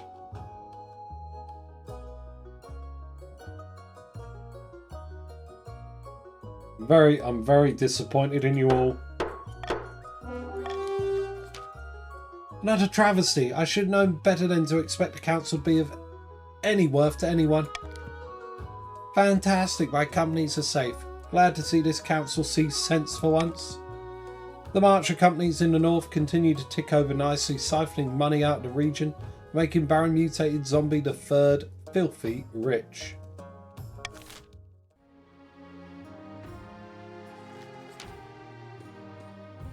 Your quest for an heir is finally complete. You stand before the council, holding a small child in your arms. Should I die? I ask that my crown be passed down to... The council hall is filled with nervous silence. My daughter. The assembled nobles break out into polite applause. By designating an heir, you cemented the stability of the kingdom. Your August Majesty, oh Mr. Alec, welcome. Where have you been? Where are you? There you are, welcome into the patricians. Let me to first congratulate you on the birth of your daughter. What is her name? Sven II. Marvellous, your August Majesty. I'm sure little Sven II will grow up to be a chip off the old block. Congratulations are finding an heir. Now you just need to fulfill your ambition to win the game. Expect a visit from the Spy Master soon.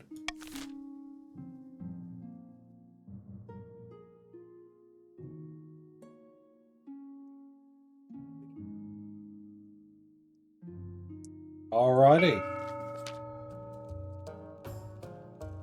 Back in the north, Chief Ardendines is hosting yet another feast in his clan hall. Mead is being passed around in good measure, and some chiefs are dancing on tables. That can only mean two things: really good news or really bad news. Teenybert the Third, pass me that drink, you old lout. I'm drinking till my ancestors feel it. Were those ice giants I saw on my way through your lands? Have we really done it? Your eyes don't deceive you, lass. They'll be marching with us come the morrow. Gods are good, but what happens after the ice giants march? Thanks of my ancestors, I hadn't thought of that.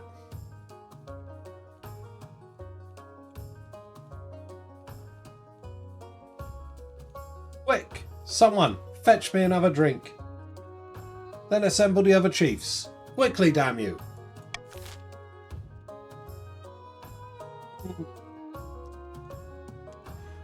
Let the ice giants fight alone and swoop into the kingdom's rescue. Lower authority, or march for the ice giants and devastate the kingdom. Lower stability.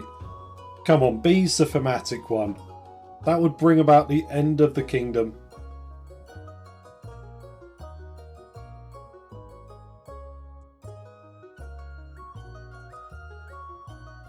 Yeah, I see you. I see you all voting for it. We need the narrative, yeah. Actually destroying the kingdom, and that's the end of the dynasty. There won't be much left of the palace after this, but we'll build a bigger one. Bigger and fancier, with more bones. More bones! Aha! Ale sloshes over the floor as Chief Arda teeters on the edge of a bench. Either way, we'll sort it out when we're done pillaging. For now, let's party! We do need to make sure the kingdom is sufficiently unstable, don't forget, or they'll unite against us and repel us, ice giants or no. For the final stage of their scheme, the chiefs must lower stability to 4 or less. Oh, powering through.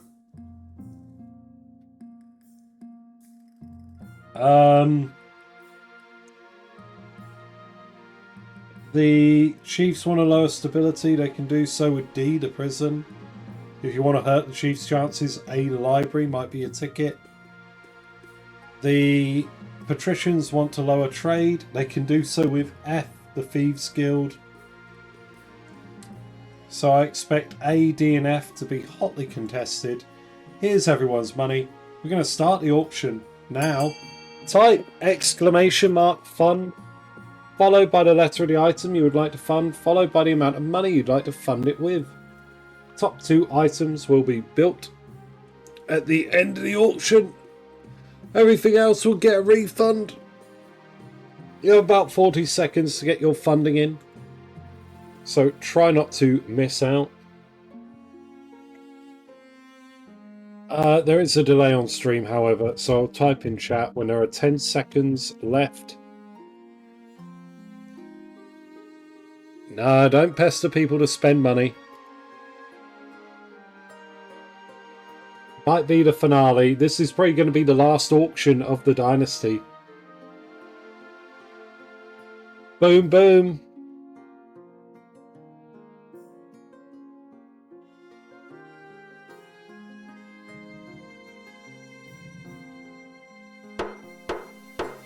There we go.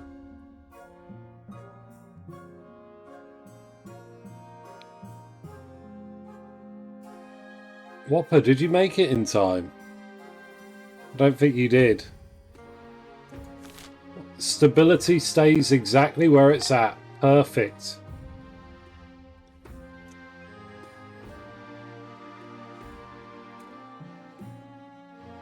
Okay, we got the uninvited guest. Shark attacks. Upsetting news from the coast, Your Majesty. Several of your peasants have been killed by a shark. I've already sent your condolences. You can't close my beach. Excuse me? The beach is vital for coastal tourism. Can't close it just because a few people got on the wrong end of a fish. Well, Mr. Alec, maybe now I want to close it. You can't. I'll take this all the way to the council.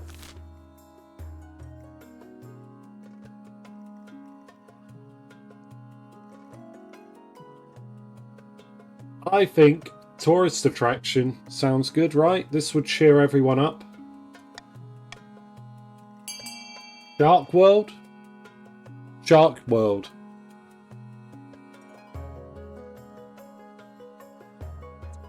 What's the name of the shark in Marvel Rivals? Jeff? Come and see Jeff at our beach. Ba, ba, ba, ba, ba, ba, ba. Vote D for Jeff. This land shark. Yeah. Jeff Bezos. No, Jeff the land shark. The better Jeff. He's so cute.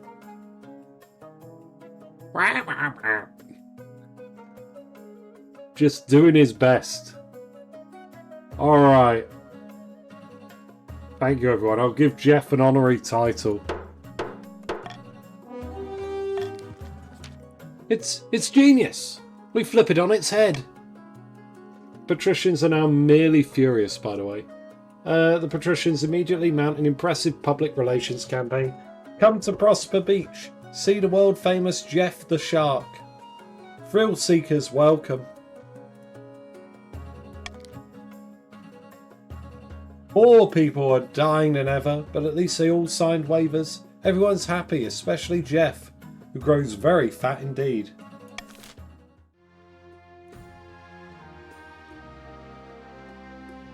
Okay, an uninvited guest? Who's this? The council has ended early for the day and oh no. And you're off to visit your wife Joanna for a catch up. As you put your hand on the door. As you put your hand on the door handle to your chambers, you hear giggling coming from inside. Sven! The king, I mean, your greatness. How could you? We're married! That's when you recognise the second person in the room. Harold, a chief of the North. He's renowned for being a heartbreaker, and you cross paths many times in the palace. I can see you two have a few things to talk about. He slips out of the room, leaving you and Joanna to stare each other down. You could at least waited a few years. I'm not mad, I'm just disappointed. Bah! Wasn't expecting to get caught so quickly. Doesn't matter though. You're not angry, are you? This is what nobles do. It's part of the job. Everyone needs a bit of action on the side, no? Absolutely not. You need to stop. Sorry, but I can't do that. I'm having a great time with Harold, and I'm not about to give that up now. He's something else. He's got a good head for business. Funnily enough, we met at a merchant guild's meeting. He runs their own fur trading company in the north. I can't believe it. I changed the law so you could make more money, and this is how you repay me. You won't get away with this. Ha! Save me the threats, my liege. Even you wouldn't string up your wife for a bit of harmless hanky-panky. Anyways, I'll get out of your way. See you at dinner. She strides out of the room, still naked from the waist up. Put Jeff to use. Yeah, no, rather than win.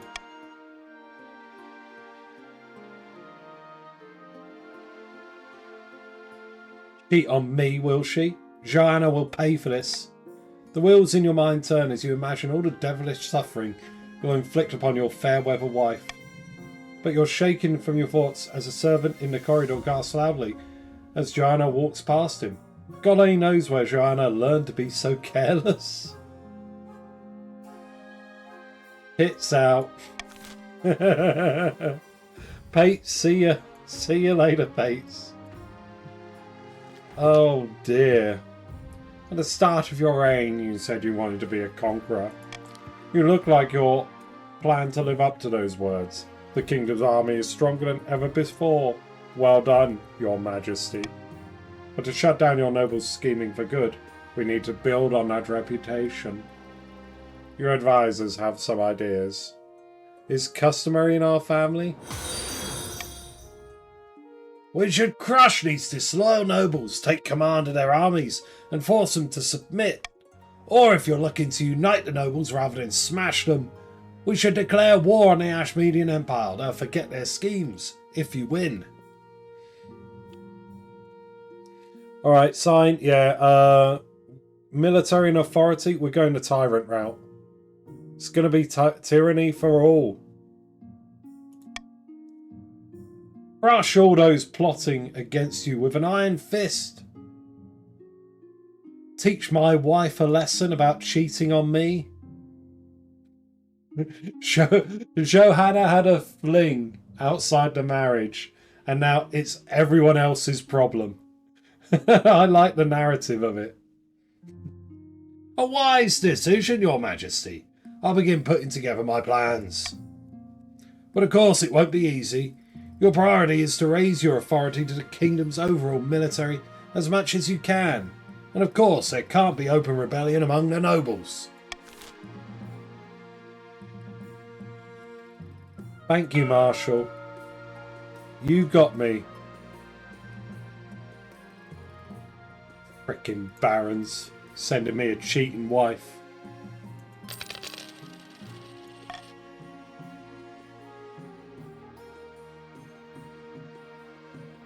Right. Let's start with the unfaithful spouse and then we'll deal with the horrible haunting. True to her word, your wife Joanna has continued to meet with her homewrecker Chief Harold and shows a little remorse for it. The question is, what revenge do you have in store for her?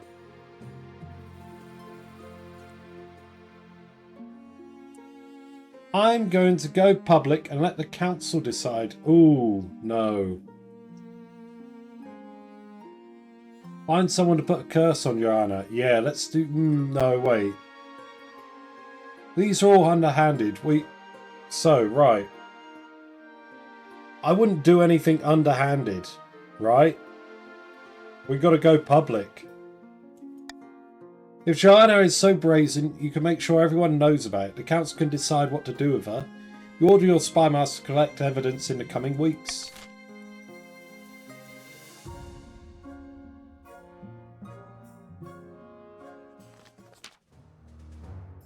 During a meeting with the Council of Nobles, a commotion erupts as Baroness Morgan IV lets out a piercing scream. Oh, by the name! Great God, it's here! It's here! She faints away, falling to the ground with a crash.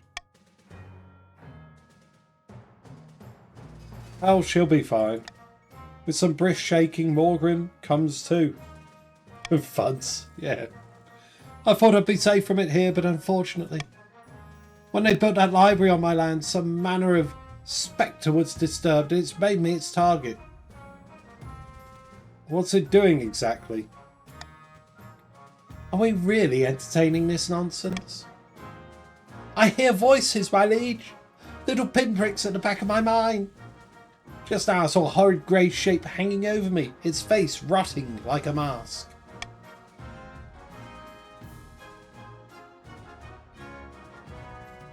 We're too old for campfire tales, Morgan. I beg you, my liege. And gathered nobles, come to my aid. We must banish this wraith. Alright.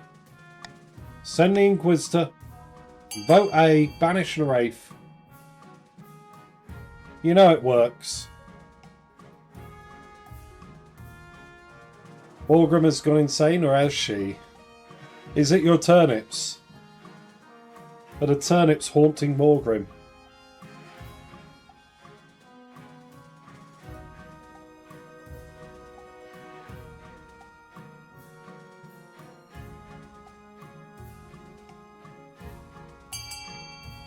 Okay then. Well, does anyone here think I started out sane to begin with? Oh lordy. Bada bing, bada boom. 50-50 coin toss. Be good. High Inquisitor sends a team of her most pious agents to investigate. They report back swiftly. The spirit was stronger than any of us thought, Your Majesty. Obviously the barons aren't devoted enough to the ninth god. The barons aren't happy to be told that the Inquisition's failure is their fault. Damn it all. That's not good.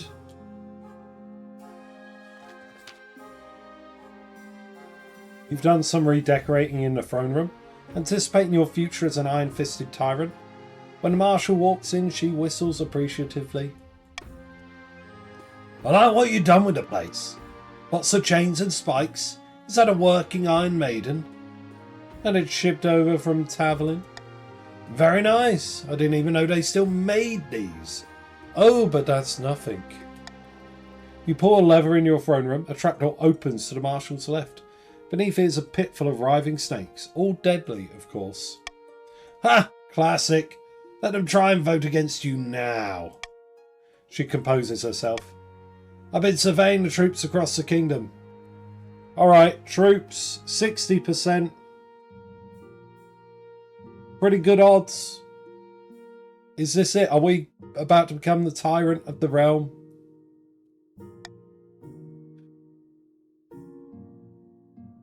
Oh, everyone. We did it. 60% is 100%. 60% of the time it is. The troops are looking good, Your Majesty. The Marcher soldiers are antsy and eager for blood. Now the key is to make sure the armies are loyal to us, not to their region. Easier said than done, of course. I need to speak with ordinary soldiers, grease some palms, smoke some cigars, reminisce over old war stories. They don't respect the council any more than I do. But at the end of the day, Your Majesty, it'll come down to how much they respect you. That evening, she rides out to meet with the kingdom's soldiers and get a lay of the land. Let's see. When she returns, the marshal punches you in the arm so hard you almost puke. Did I do something wrong? Nothing at all. It's looking fantastic. The troops are with us. They're fed up at the council, passing all these namby-pamby so-called laws. It's time for an iron fist to punch the kingdom back into shape. Just a tyranny. Tyranny eternal. First things first, I'm going to execute my cheating wife. Second things second.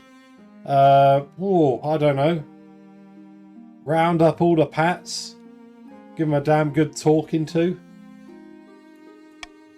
Over the next few weeks, soldiers across the kingdom mutiny against their commanding officers and swear fealty directly to the king.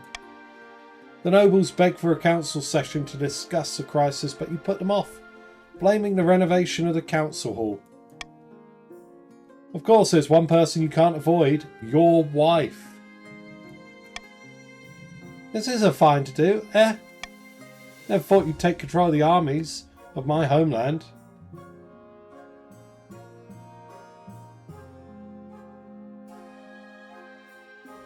They're not your people anymore. Oh my god. I suppose not. It still feels odd, but I trust you'll do what's right. I mean, Joanna, you're first on the chopping block, but okay.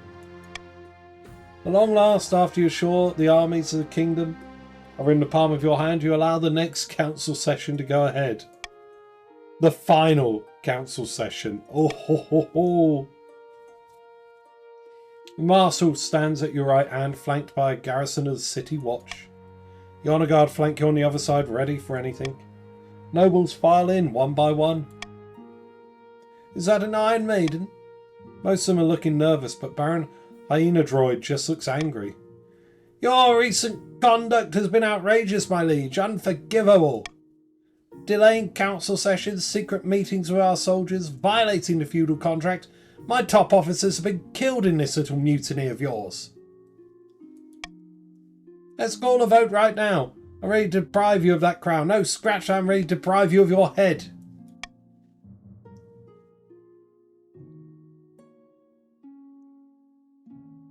I'm going to pull the lever. The trapdoor opens beneath Baron Hyena Droid's feet. With a startled shriek, he falls into the pit of snakes. There's a moment of silence. Salutes, everyone. Hyena Droid the First has fallen into the pit of snakes. Hyena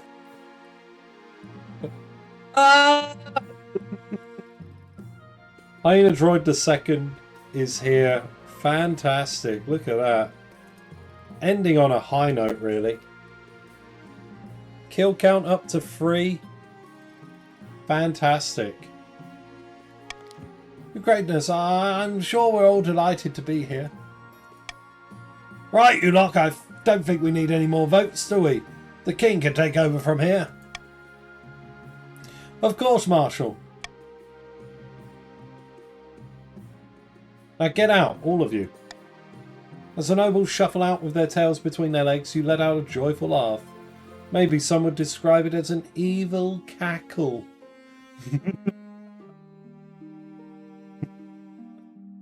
Oh dear. Hold on, the mic's not picking up a laugh. Hold on. Oh, no. Oh, it doesn't want to do it. Okay. But those people would be dissidents, and you deal with them harshly. Without the council holding you back, your daily duties are so easy and efficient. Your firm grip on the kingdom will secure an excellent future for little Sven II when the time comes. Your reign of terror is here, but your future has only just begun. There we go. GG, thank you everyone for the past 3 months. Spring Dynasty is over. Next week we'll be starting... Well, wait. Winter Dynasty's over. Next week, Spring Dynasty will begin. The Barons' attempt to worm their way into the palace was uncovered, and a number of arrests were made. Baron Katori ended his life chained upside down to a dungeon wall. The chief's agreements with the ice giants fell apart, and the giants ended up attacking the north instead. The subsequent war kept the chiefs too busy to worry about matters of the throne. The regions next week, Grandees and Counts will have an inn. And then, I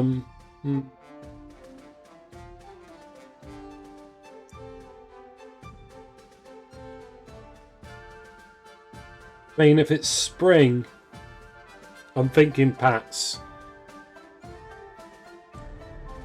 Unable to convince the peasants to act in time, the patricians' scheme fizzled into irrelevancy. Perhaps next time they take matters into their own hands instead of hinging their plans on the whims of the common folk. The chief's agreement with the ice giants fell apart, and the giants ended up attacking the north instead. The subsequent war kept the chiefs too busy to worry about matters of the throne. Springfield... That's good. Springfield Dynasty. Did you know the East used to be its own proud kingdom? I did not. Nobody's ever told me that before, Teeny. King Sven's reign spanned another 15 blood-drenched years. The council couldn't defy him, fearing a gruesome fate. It was a dark and fearful time for everyone but the king, who seemed to enjoy himself immensely, especially when spikes and thumbscrews were involved.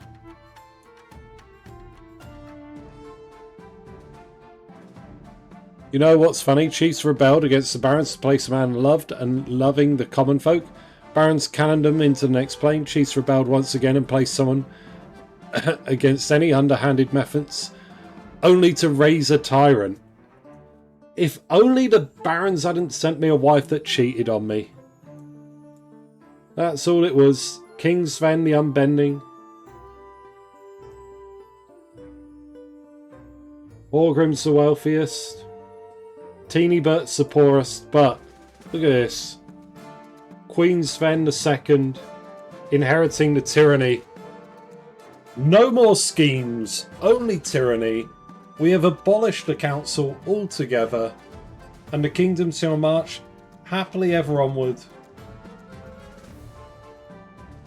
Baron average 8.5, yeah, look at that.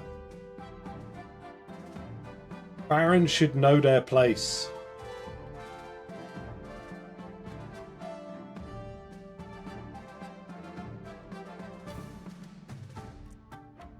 Okay, everyone. Well, I'm knackered.